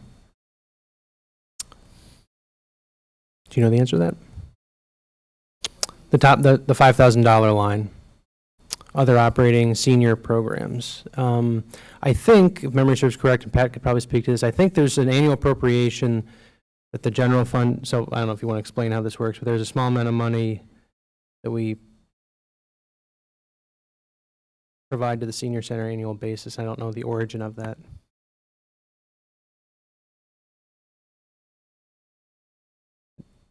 So the town, the senior center has a revolving account, revolving 270 account, that all of the fees for anything that we purchase for programming comes out of. So the town allots $5,000 a year toward that. So that's what those funds are. So there's probably other ways to budget for the same. The rest of it's all fee for service. So that would be like the Maple Cafe. No, that would be like decorations for a holiday party, or anything that we do not generate the fee for. You know, it's not the cost of the building, it's not the cost of the staff. It's for instructors, and that where we don't recoup the full fee. We also do a lot of fund development in that account too to offset that. But yeah, that's where we get $5,000 a year for the senior center programming. Mr. Bruder? Is that something where there might be an opportunity to do more programs with? Certainly, I mean, it would be nice, I'll be honest with you, to have even just $1,000 a month that we didn't have to recoup in fees. We took a real hit to this account over COVID because we did not charge any fees for any, and of course we paid instructors. And I appreciated that you did that. So, but the nice thing about that is we had done some fund development over the years and had, but now that is not where it was, so. Could we flag that for something to look at closer? Sure. Thank you. Thank you. Okay, thanks. Thank you. Any other questions? Yeah. I see Mr. Coleman has his hand, followed by Ms. Berthelot. I have a comment on the debt service. In the future, it would be nice to see some of those savings from the actual school consolidations actually service that debt at some point.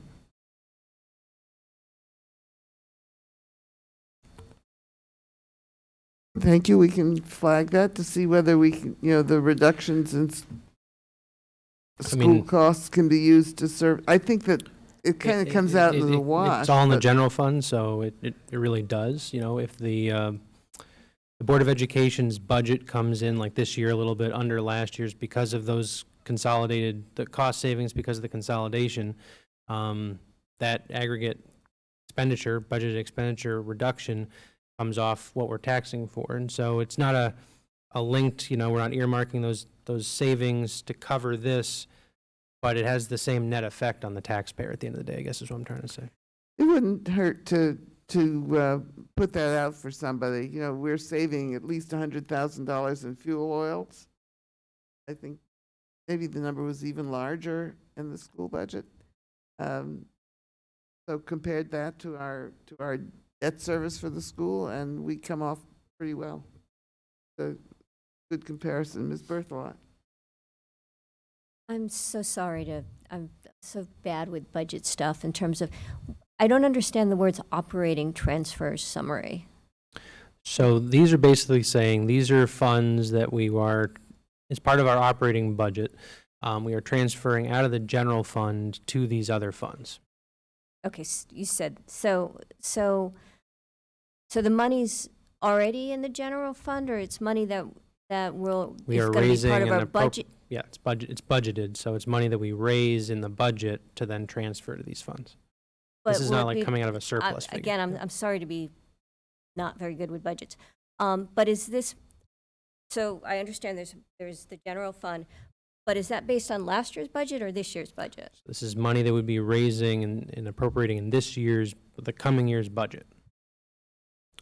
And then it'll go out, so it'll go into the general fund, but then you're telling us Right. where it's going to be spent. Collected throughout the year and then, you know, kind of like a one-time deal transferred to these funds. Okay, that's helpful, thank you. And It's like each of these funds is a separate bank account. So you get your salary and you put some money in savings. So you get your salary, they collect general fund and they put some into debt service, some into capital projects. And so the Parks and Rec Program Fund is distinct from their general budget. This is money that's a little more flexible for them? So the Parks and Rec, and there's actually slides coming up about Parks and Rec, so not to get, but, so on an annual basis, the general fund has made an appropriation, sometimes two appropriations. There's this sort of regular budget appropriation, and then during COVID times, you know, there's this additional supplemental appropriation to kind of cover additional shortfalls that has happened the last few years.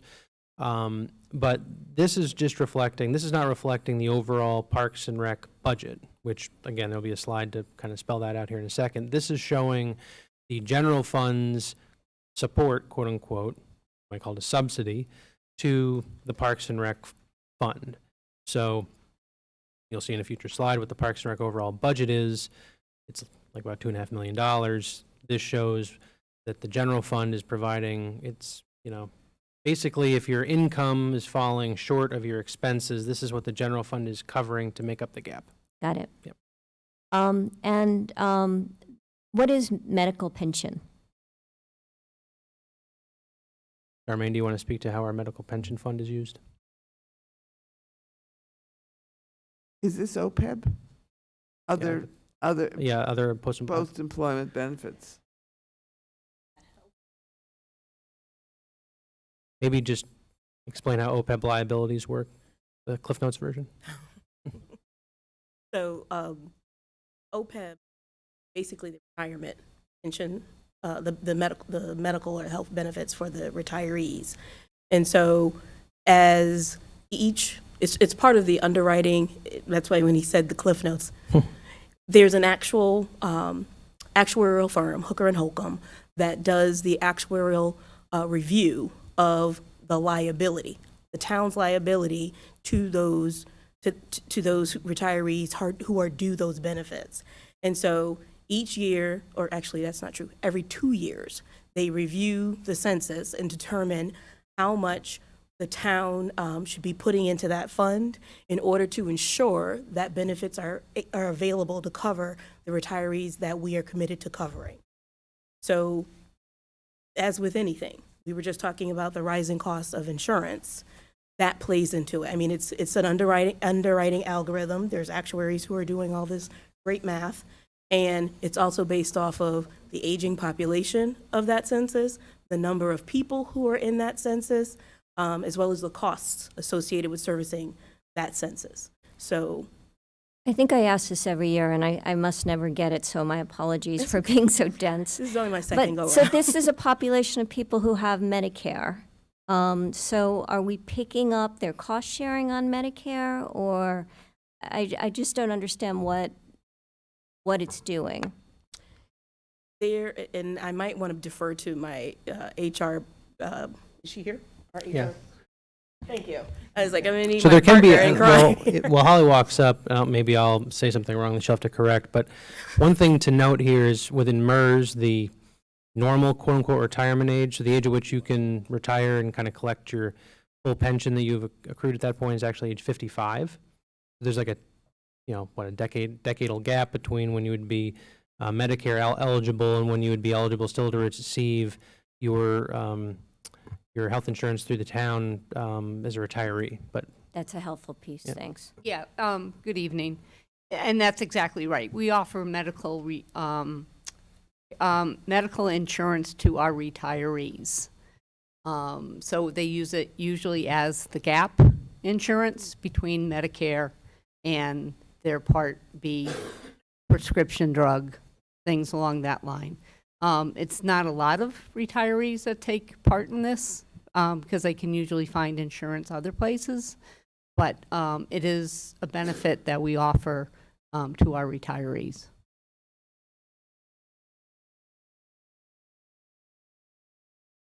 Detailed questions about the benefits. Are there other detailed questions about the benefit plan? Nope. I Okay. think you're free to go. all right, so a lot of this we already covered, so I'm going to continue to move into the discussion about Parks and Rec. So in recent years, again, this is sort of restating part of what I presented on last week.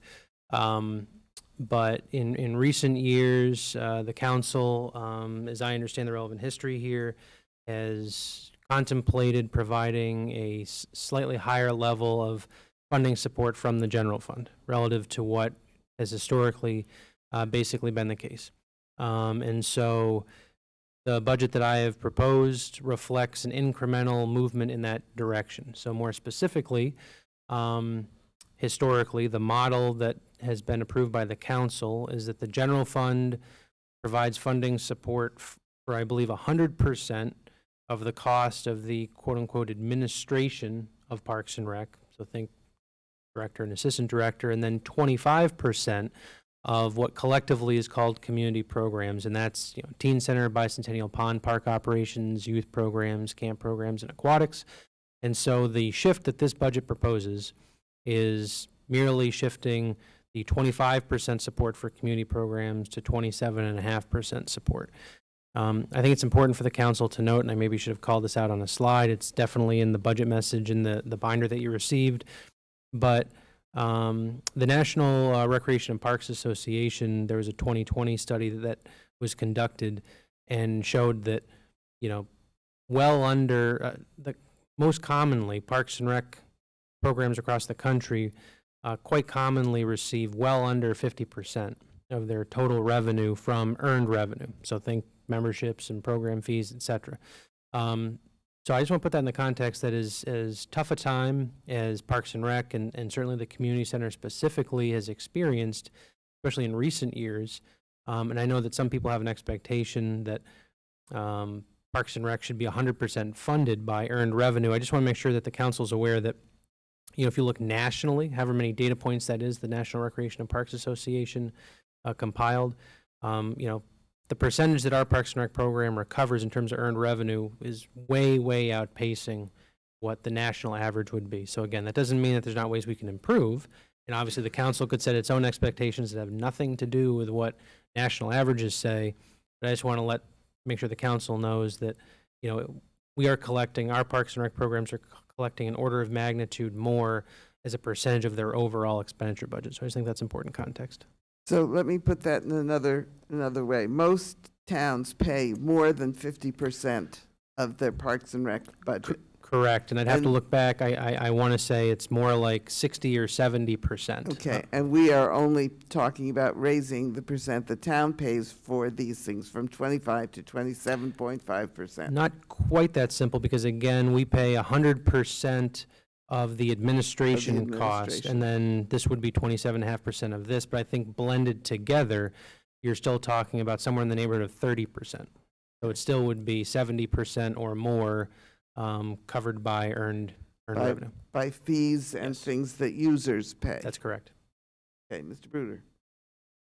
This be a good opportunity for us to invite the Director of Parks and Rec to come up and talk about some of those Absolutely. increases? I know you like public speaking as much as I do. So as Jay approaches the table, this is a quick summary of what's happening with revenue and expenditures in the Parks and Rec Fund budget. You can see the last 2 years, the approved budgets, this is just showing last year's. I thought I had a slide that showed 20 and 2021 as well.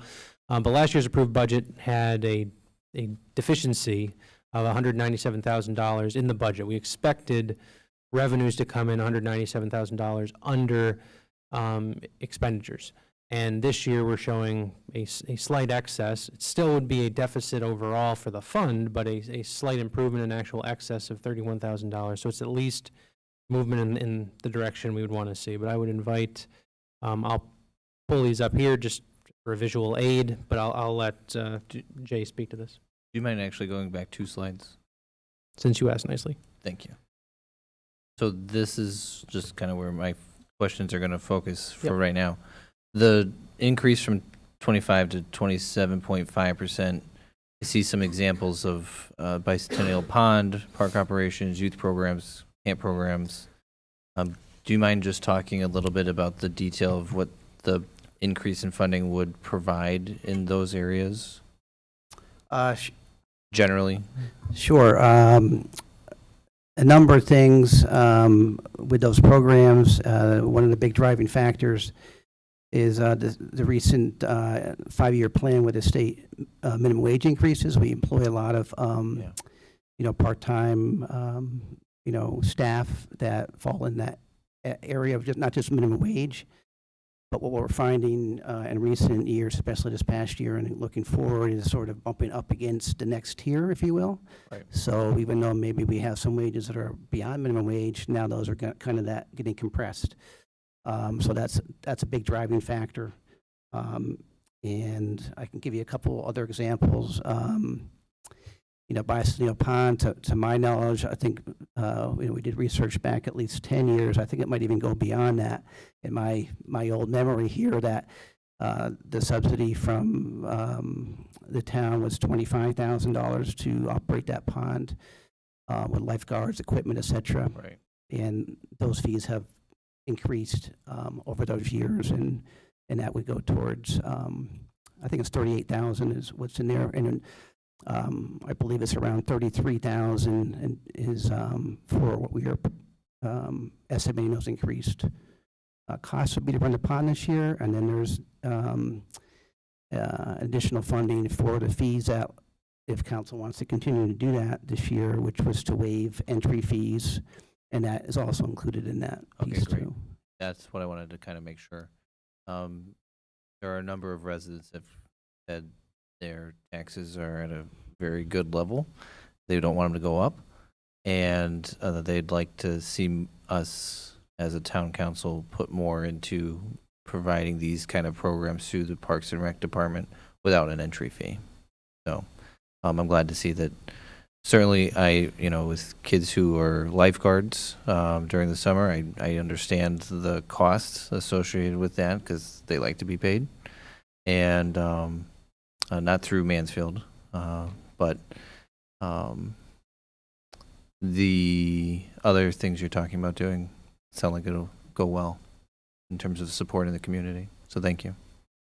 You're welcome. Mr. Coleman.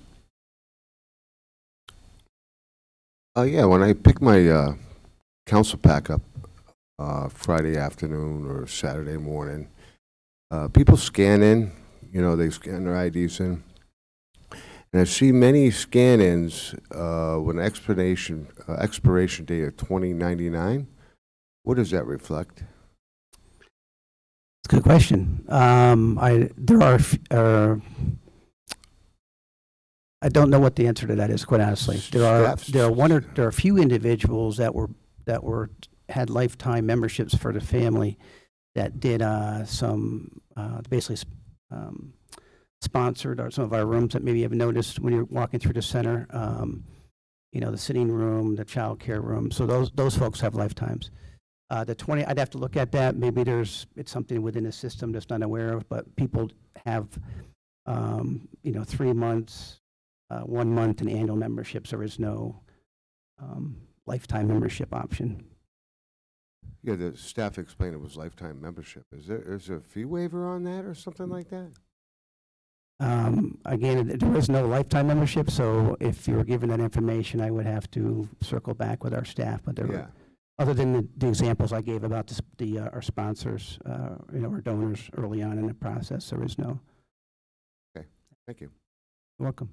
What about Silver Sneakers membership? There doesn't seem nation date on those. Could be those. I don't see the software system when they swipe in, but that's a good point. Silver Sneakers does not expire, so that could be my answer when I go back to look into that. Yep. I want to ask about the fee waiver program. A couple of years ago, we raised the requirements or made it harder for people to get fee waivers. Have you seen any consequence on that for attendance? What we've seen, and we have some data on this, is that the fee waivers were around, let's say, between 100 and 125 a year before those changes were made collectively. After that happened, we saw a decrease down, and I have a number here somewhere what we're talking about. I want to say it was around 50,000. It goes around, but basically about half of what we were seeing, sometimes more. Yeah, and that was largely in part because of the new system. Has a cap. And previously there wasn't a cap on what could be done per household. Right. Is this a concern? I mean, one of my concerns is I would like to have our Parks and Recs programs available to the maximum number of people, and particularly to people of low and moderate income.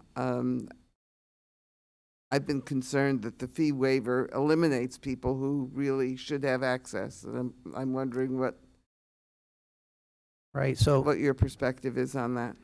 So our perspective has been that that when families are forced to make difficult decisions and they have to, let's say, for example, we have families that need before and after school care throughout the school year. They have to budget that, and so then when it comes time for summertime, they maybe previous years would have taken X amount of summer camp sessions, but now they're reduced down to either 0 or greatly reduced from what they did before. What was helpful this past year was the combination of the Helping Hands program as well as a grant we received from the state, a one-time enrichment program grant last year. But aside from that year, people are making those difficult decisions. And although we believe our camp is not just child care, we know that people use it for child care, and therefore it's a real a need for families. Thank you.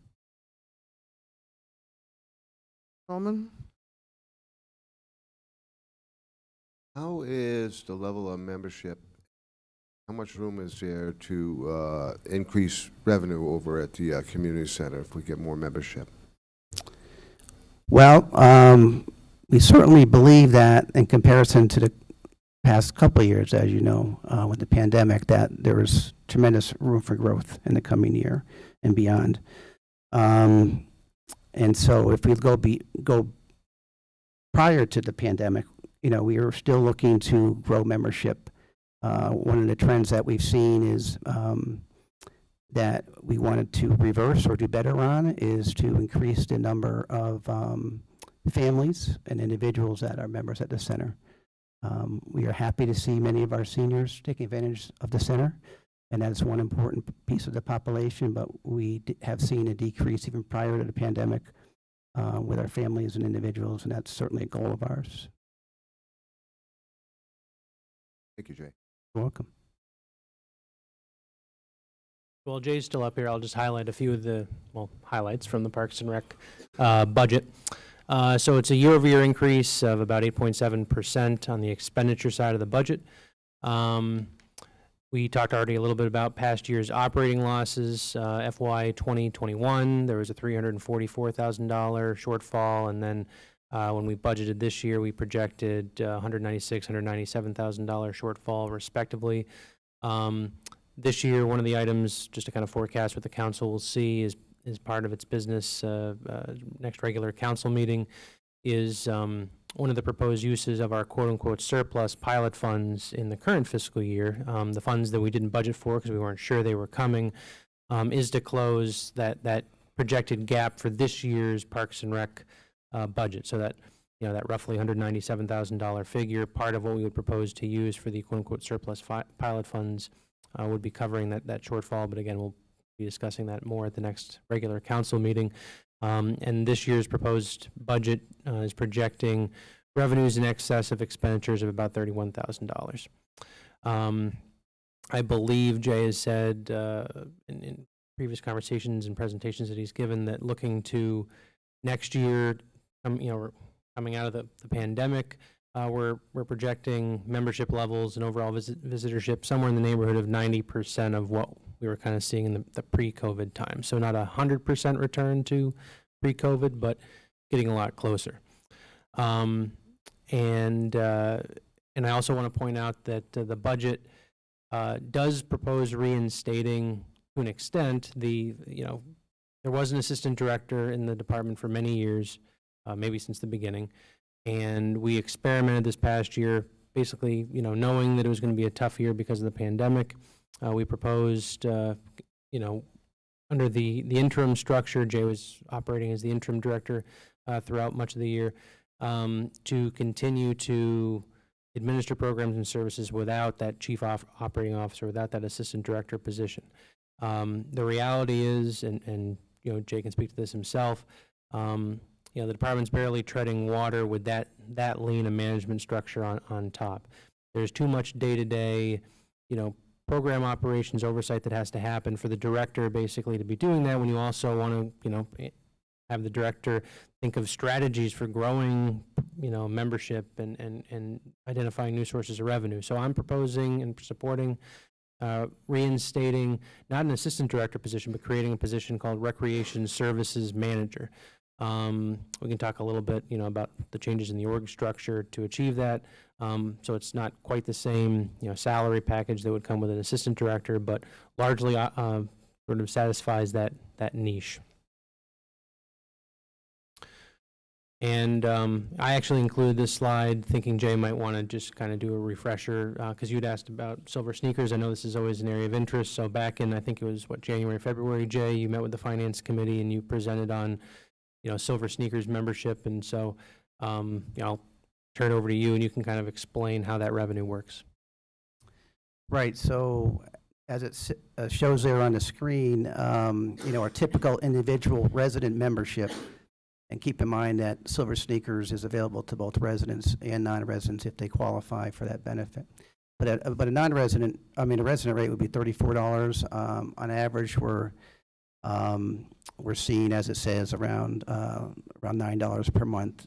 Certainly, we have members that cap out, which is $30 for Silver Sneakers. So if you swipe,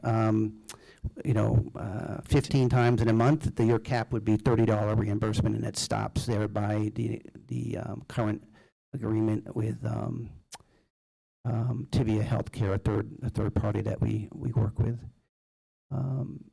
We have been looking in the past year much more closely at what constitutes an active Silver Sneaker member, because we were playing around looking seriously at one point about if we we'll get X amount of Silver Sneaker folks that are low-use folks back into the center more frequently, which we still continue to make those efforts. We would take, let's say, 1,750 Silver Sneaker members, increase that fee by X amount. Kind of what I'm getting at is, and I mentioned earlier when the mayor asked about expiration dates, there is none for Silver Sneaker members, and so some of those members that were showing up on our list in previous years were either not coming into the center because of health concerns or had not had that insurance option anymore or unfortunately had passed away. So our numbers now are really more like around 1,000, maybe even a little bit underneath that for Silver Sneaker members, which gives a little better idea of potential income we could see. So that's a continue kind of long-winded chat about we continue to monitor Silver Sneakers as well as Renew Active, which is another membership insurance provided membership type. Renew Active is $20 per swipe, but you're capped at $20. So if you come in one time, you will get $20 for the town, but we won't get any more than that. So that is something else we're keeping an eye on because that could work to our benefit. But we're also seeing people that have the current Silver Sneakers are moving to Renew Active because of an insurance change. So it's just one of those things that we continue to monitor, continue to be happy. Continue to, be happy that folks that have that option are coming in and taking advantage of of such a great benefit. But at the same time, it's a financial concern for us in comparison to a full paying member. So we continue to take a close eye on that.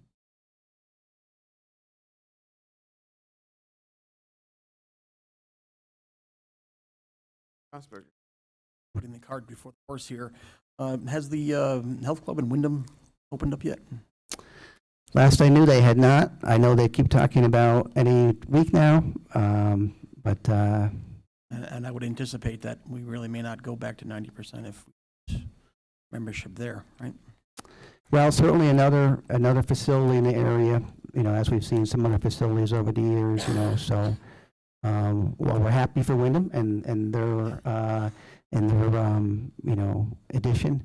We do need to keep an eye on that. They have a little different model than us, in terms of how they're doing things. So I guess we'll have to wait and see.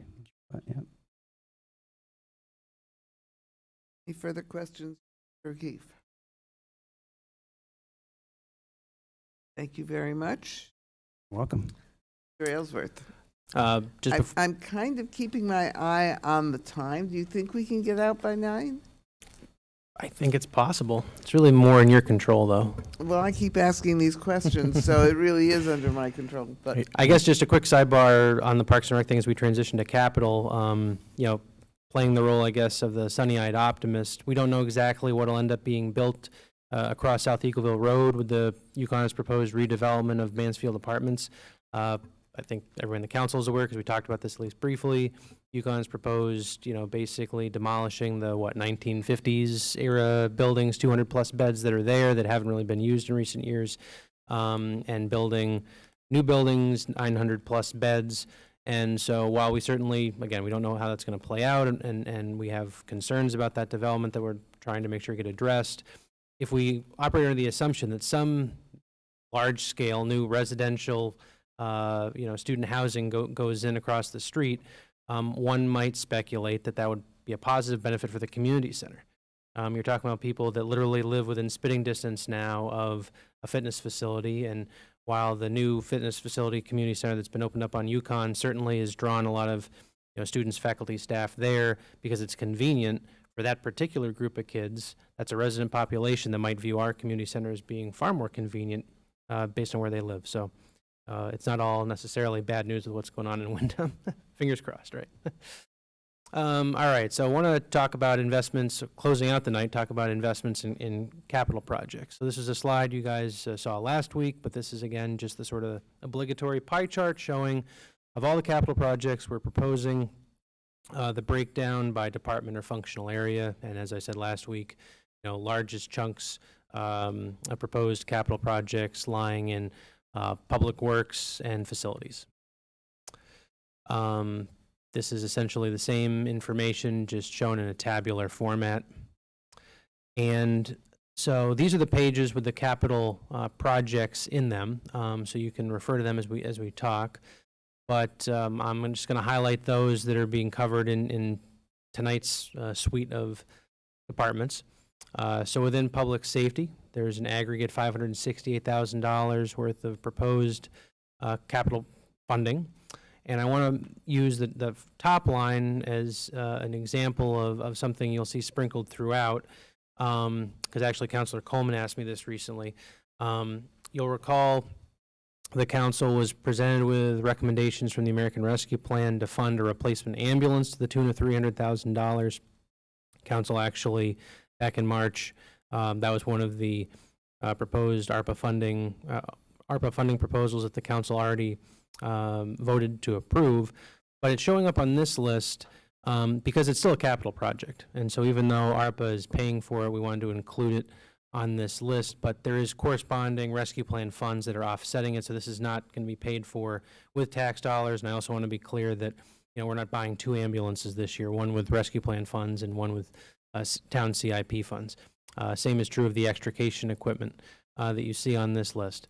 I want to point out when it comes to body and vehicle cameras, we've talked, I think, a couple times in the past about new legislation that came online this past year, the Police Accountability Act. It requires basically all sworn officers to have body and vehicle cameras to, you know, if need be, prove or disprove, you know, what they may have been alleged to do. And so while the state police will basically be taking care of all the outfitting or retrofitting that would be needed for our you know, regular patrol officers, police officers, our resident troopers, we are on the hook for making sure that our animal control officers have the body and vehicle cameras that are needed to satisfy the law.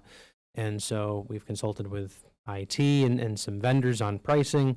And so while this would be, you know, a competitive bid process, we would go out and, you know, actual results may vary. We believe it's about $25,000 to appropriately outfit with the right number of cameras, both body and vehicle cameras for our animal control officers. General government, the biggest item here is funding that I've proposed, including for what I keep calling Phase 2 of the Municipal Facilities Needs Assessment Project. This would be funding conceptual design work. I think it was Deputy Mayor Shaken who rightfully, you know, pointed out when this is also something that's being proposed largely to be funded by rescue plan dollars. I believe it's a 2-to-1 ratio, 2/3, 1/3 split. That it made sense for the council to get an update or a presentation on where Phase 1 has led us, and I can kind of tease now that the next regular council meeting there will be a presentation given by TSKP, our architecture and design firm, on basically their preliminary observations, findings, and maybe some sort of early initial recommendations. So you get a sense of what's coming out of Phase 1 before any decisions made by the council on Phase 2. But again, this would be conceptual design work. This would be the sort of level of detail that would be needed to derive construction cost estimates that are accurate enough to eventually, at some point down the road, if there was the council's desire to do so, to go to a referendum and actually propose a project for, you know, major construction projects. Again, if that's what the council wanted to do. Also in this list is hardware and software updates and website redevelopment. I think, you know, hopefully most members of the council would agree we have some room to grow with the quality of our existing website. And so this would be money to work with our existing platform, which is Civic Plus, to, you know, really do an overhaul of the website, make it more dynamic, make it easier to navigate, more information, better information, easier to find information, more visually stimulating, etc. Because the reality is a lot of people that might be thinking about moving to Mansfield want to learn about the town. They're going to draw, you know, conclusions, you know, in many cases very quickly based on what they find when they do a simple Google search. And if one of the first things they click on is the town of Mansfield's website, and what they see is content that's kind of just okay, it leaves a very lukewarm impression. And, you know, for a whole host of reasons, we want our website to be, you know, a lot more visually appealing and, again, end user end user convenient as well. Mr. Aylesworth, I have a question, another question that doesn't show up here. We recently were informed that the state has allocated a substantial amount of money toward the improvement at the Historical Society, the two older town halls.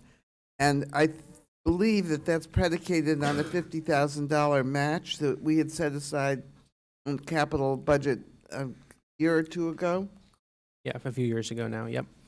And so those funds, any capital funds that were approved as part of, a previous budget year's capital improvement plan, even if those funds haven't been used, they are still obligated or earmarked for that purpose. So Okay.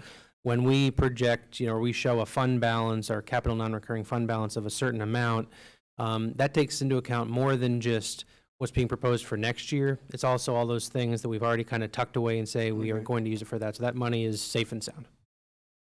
And doesn't have to show up in this? Does not have to be reapproved. It's been approved already. Okay. Oh, sorry. Mr. Osberger and Mr. Coleman. Speak to me about fire pump. Well, if the chief's here, he can explain. So basically, there's a certain amount of funding and funding support that goes into, I believe, privately owned ponds that people make available for use, certainly in remote rural areas where, you don't have hydrants available to draft water. You need to have a water access source. And so you want to talk about our fire pond program? Yes, what the fire pond's on is if you go around town, especially in the non-hydrant areas, you see these pipes come out of the ground. And we use those as drafting sites. And what we do is our goal is to be within a mile of that drafting site. So we take Captain Lavitt, who handles that project, is also our GIS officer. He goes around and he kind of does that to kind of keep within a mile. Like we have a one we were just talking about recently, right at the right around the corner from Station 107 on Stafford Road. The gentleman up the road just north of the intersection has a fire pond where the two office buildings are. He has a pond in the back, and he was asking if we were going to do anything with that. And because we have the one basically right around the corner, we're not going to touch on that right now. Okay, and what would that be like?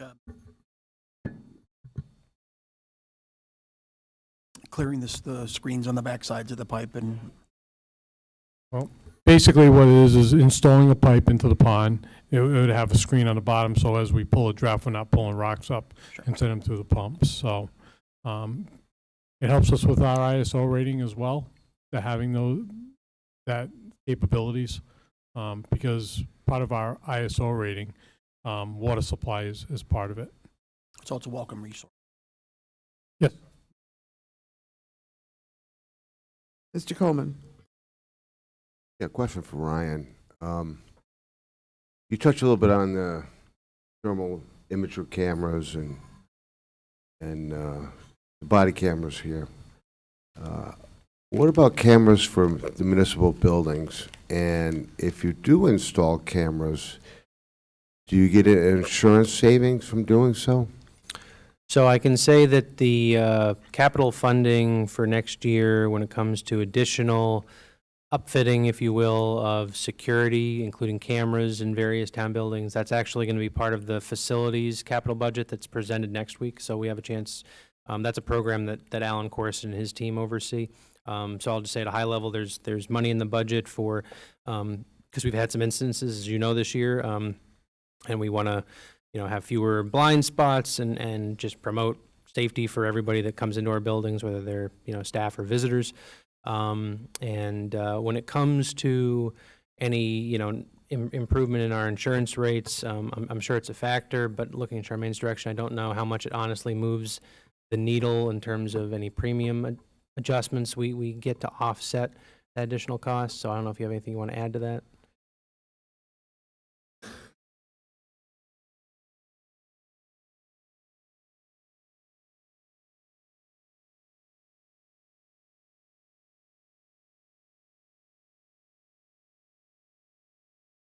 Mic on?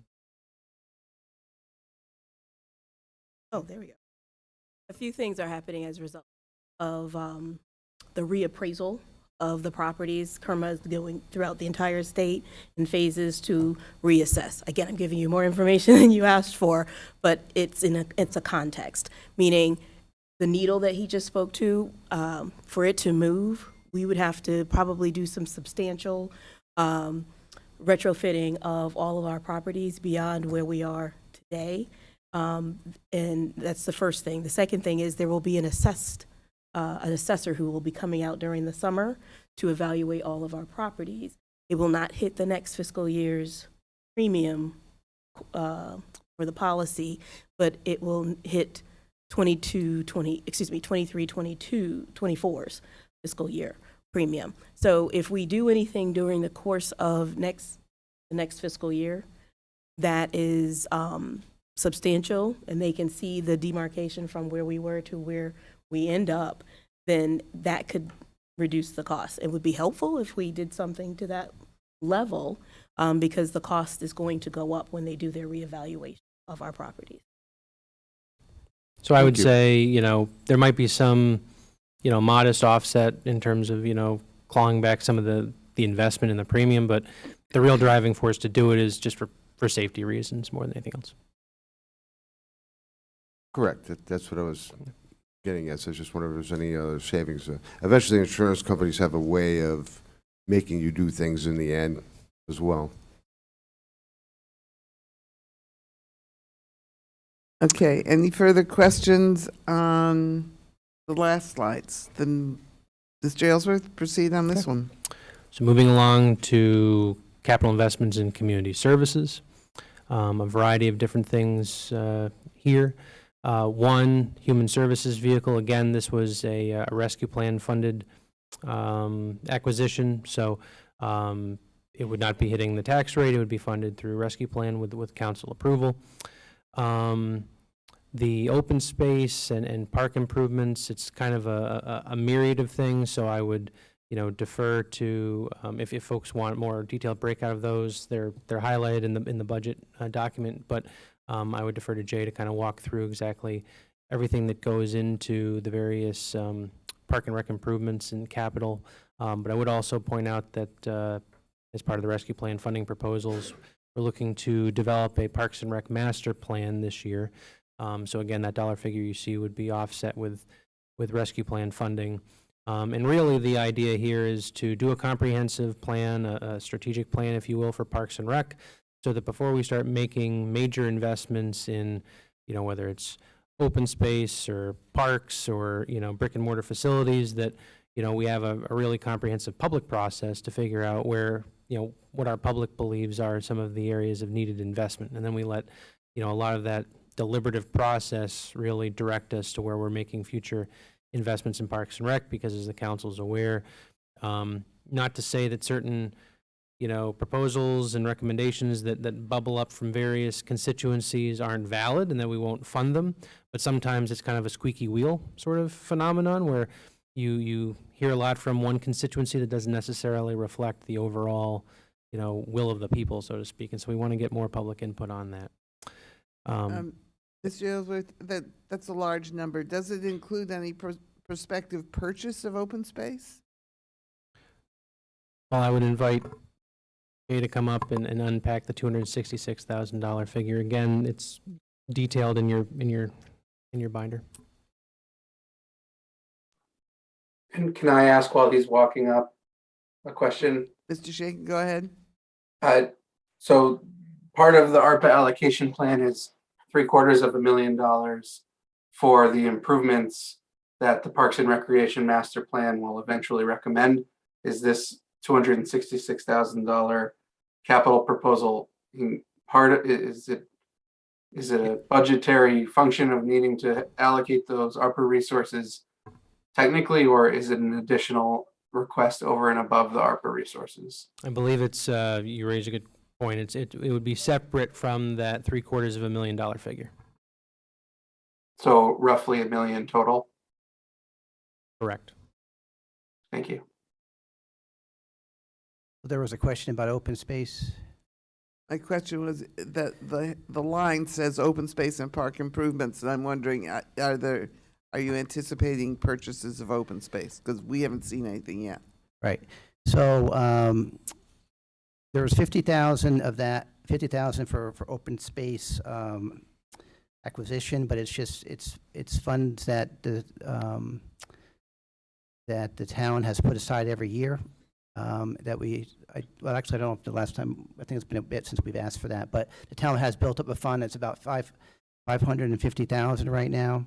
And while there's no land right now that is being actively looked at, that it's considered an important piece of what the town's values are, and we want to make sure we always have enough funding available.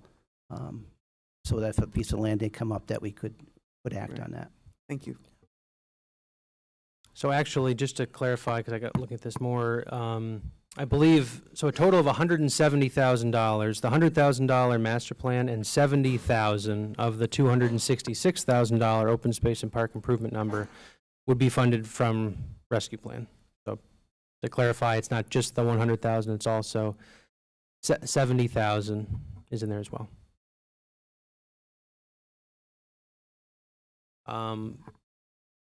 And then some things here, just want to point out, playscapes and playground resurfacing.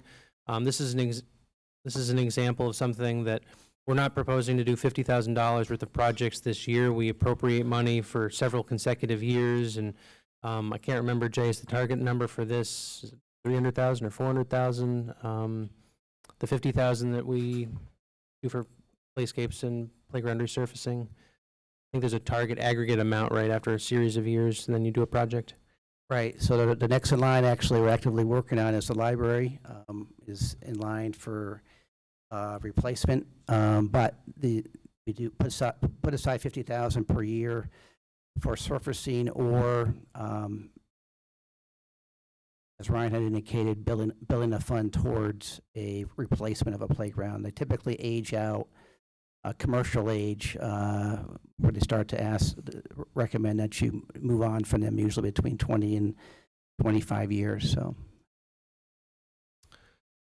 within community development, another project that was advanced for rescue plan funding is the Hunting Lodge Road neighborhood plan.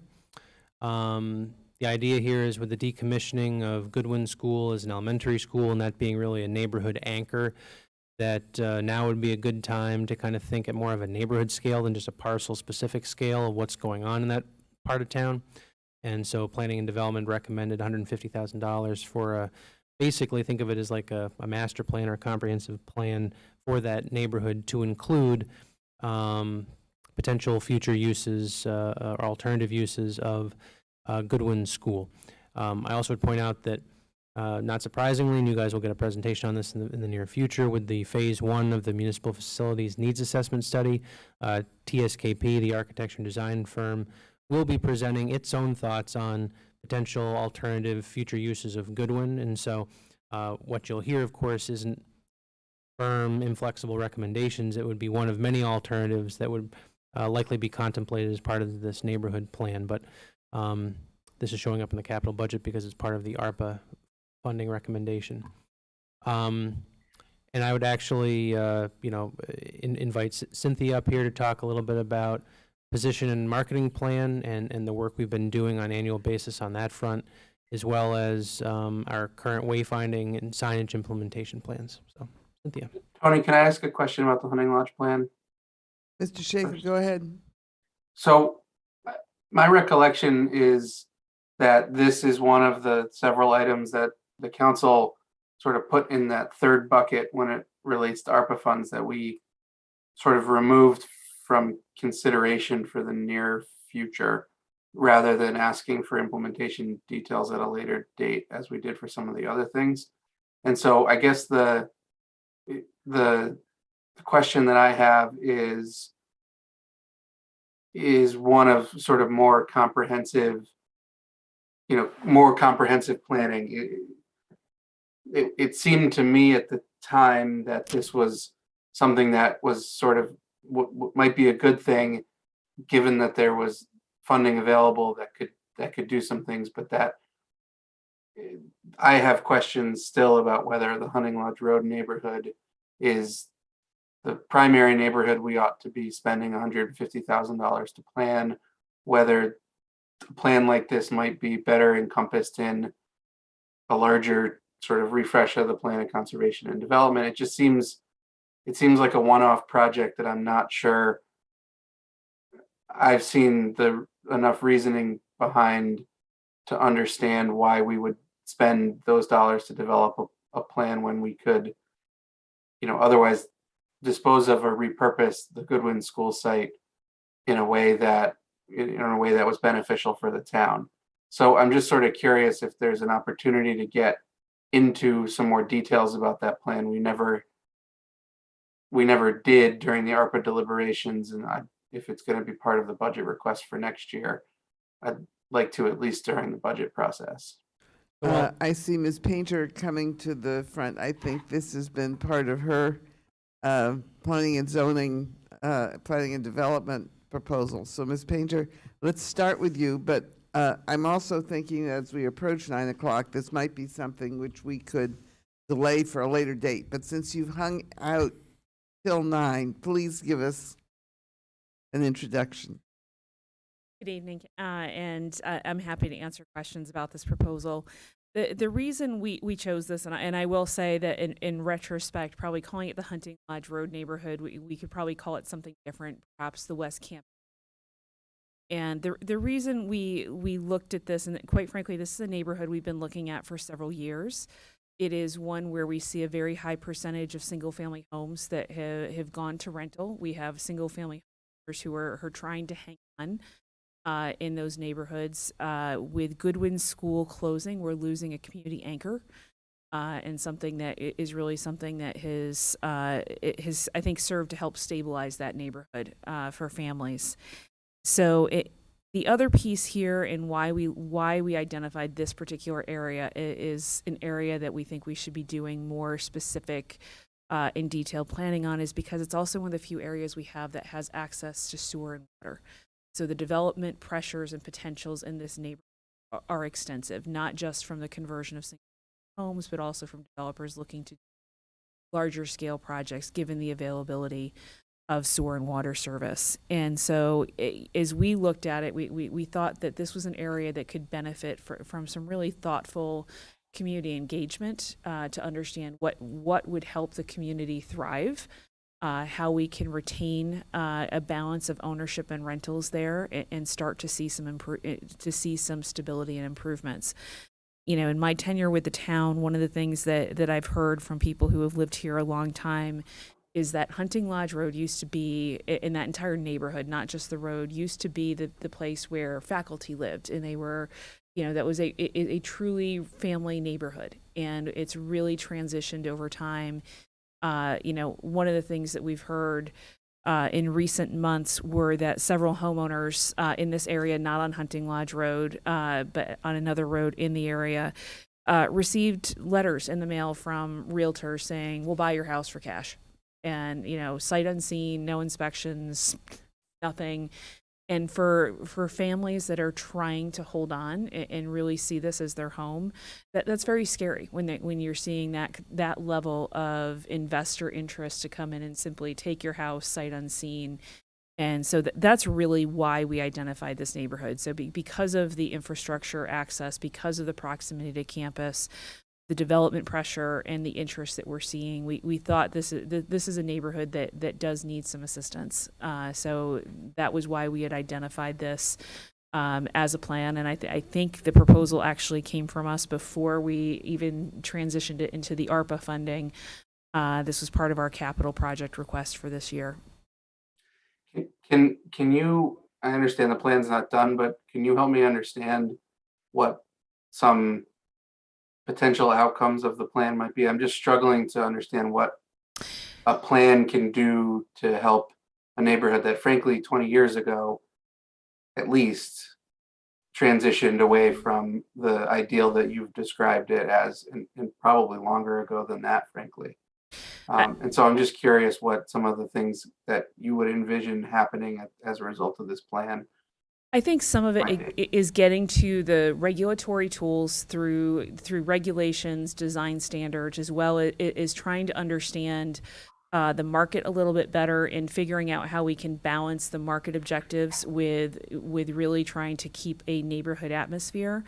The other reason we wanted to look at doing a plan is that oftentimes when we are seeing grant opportunities, they are typically looking for what we call shovel-ready projects, i.e. we have done the planning, we know what we want to do in terms of walkway improvements, public improvements, open space, and we're looking for that financing to help us move that vision forward. And so that was something that we were looking to do here, is through that neighborhood planning process, look at the opportunities that are available with the infrastructure access and say, what type of housing, do we want to see here? The Planning and Zoning Commission is exploring a lot of different concepts when it comes to ways to expand housing choice and affordability in Mansfield. This is an area where we could see denser housing that does not mean multifamily. It could be small lot, single family housing. It could be cottage housing, and we're trying to find what the best fit is and how do we start trying to get to really lay out the specifics of what we are looking for as a community, so that we can then say, this is what we're looking for, and if you're willing to come build it, we can make that process very straightforward and easy for you, as opposed to where we are now, which is we are just responding to what developers bring to us. So it was really to lay out a detailed vision for what we were looking for here. Thanks, that's helpful. All right. And just one other, I think Linda kind of alluded to this, but just to maybe put a finer point on it, we're all aware of various, funding opportunities, grant programs that come along that, your ability to be competitive for some of these funds is sort of shovel readiness. And so when it comes to something that might be more of a neighborhood scale, whether it's an infrastructure grant or something else that ties in with, goals that we would have for certain types of future development, like Linda just mentioned, whether it's small lot, single family, or something else, having this plan in place would be, one would think, a compelling feather in the cap when you pursue those funding opportunities to say, well, we're not just opportunistically saying, give us money for this thing we might do. We actually have a plan that we've thoughtfully worked our way through. So, Ms. Josberger. And I would add that there are people in the neighborhood that are concerned about their property values, depending on what the projects are. Would those people support a plan for their neighborhood, do you think? Depending.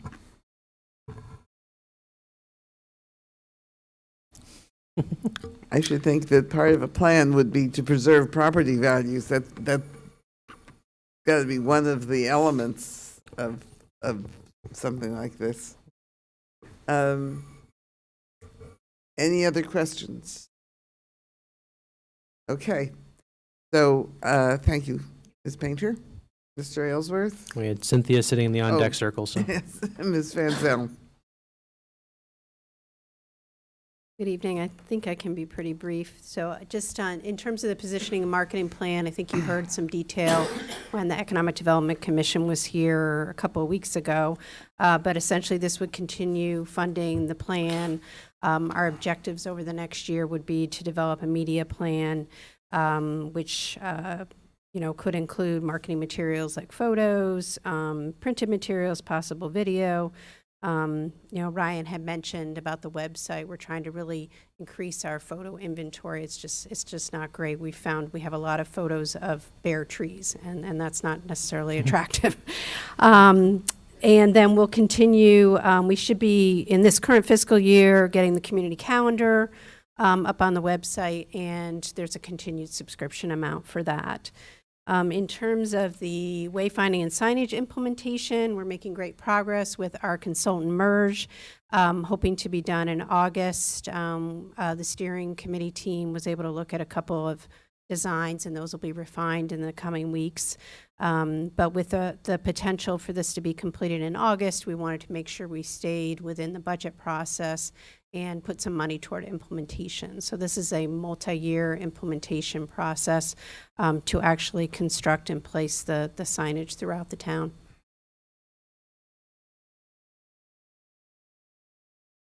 Questions for Ms. Van Zel? Nope. Thank you very much. I think Thank you. we may have just run out of mental juice. Well, we've also, I think, just about run out of slides. Good. So, Mayor, did I hear a motion to? No, Oh. no, you did not. No, you did not. Mr. Aylesworth gets to continue his presentation. just to close out the evening's proceedings, so just a reminder, anybody who's listening or watching at home, these meetings are hybrid format, so you can participate through remote means if you so desire, and also remind folks that there are ways to submit questions and comments through these dedicated email addresses that we've set up, i.e. budget2023@mansfieldct.org. So we would obviously love to have people come to the meetings and share their feedback, but if you're not able to, there are ways to submit comments or questions or concerns in writing. And just to close out, our next budget-related activity will be a public the public hearing, required public hearing as part of the budget process that'll happen on Monday as part of the council's next regular meeting. And then more department by department budget breakouts over Tuesday and Wednesday of next week. So that's what you have to look forward to. And just want to say again that if people want to make comments, that the public hearing on Monday the 11th is specific for the budget, but at every regular meeting of the council, there's a public comment section where people can speak, and there's often an opportunity for public comment at the end of a work session as well. And thank you for bringing it up, because just Mary Ann just reminded me, we do have a stated on our agenda for tonight a public comment section right now at the conclusion of the presentations, and we have, I believe, a member of the public here. I don't know if he has any comments, but Is there anybody who wishes to make a comment? Okay. Okay. All right. So with that, I do believe a motion to adjourn is in order. Mr. Osberger moves. Is there a second? Mr. Bruder second. All those in favor say aye. Aye. And thank you, everybody. Thank you very much to the staff for sticking with us and for answering our questions and being part of this process. Good night.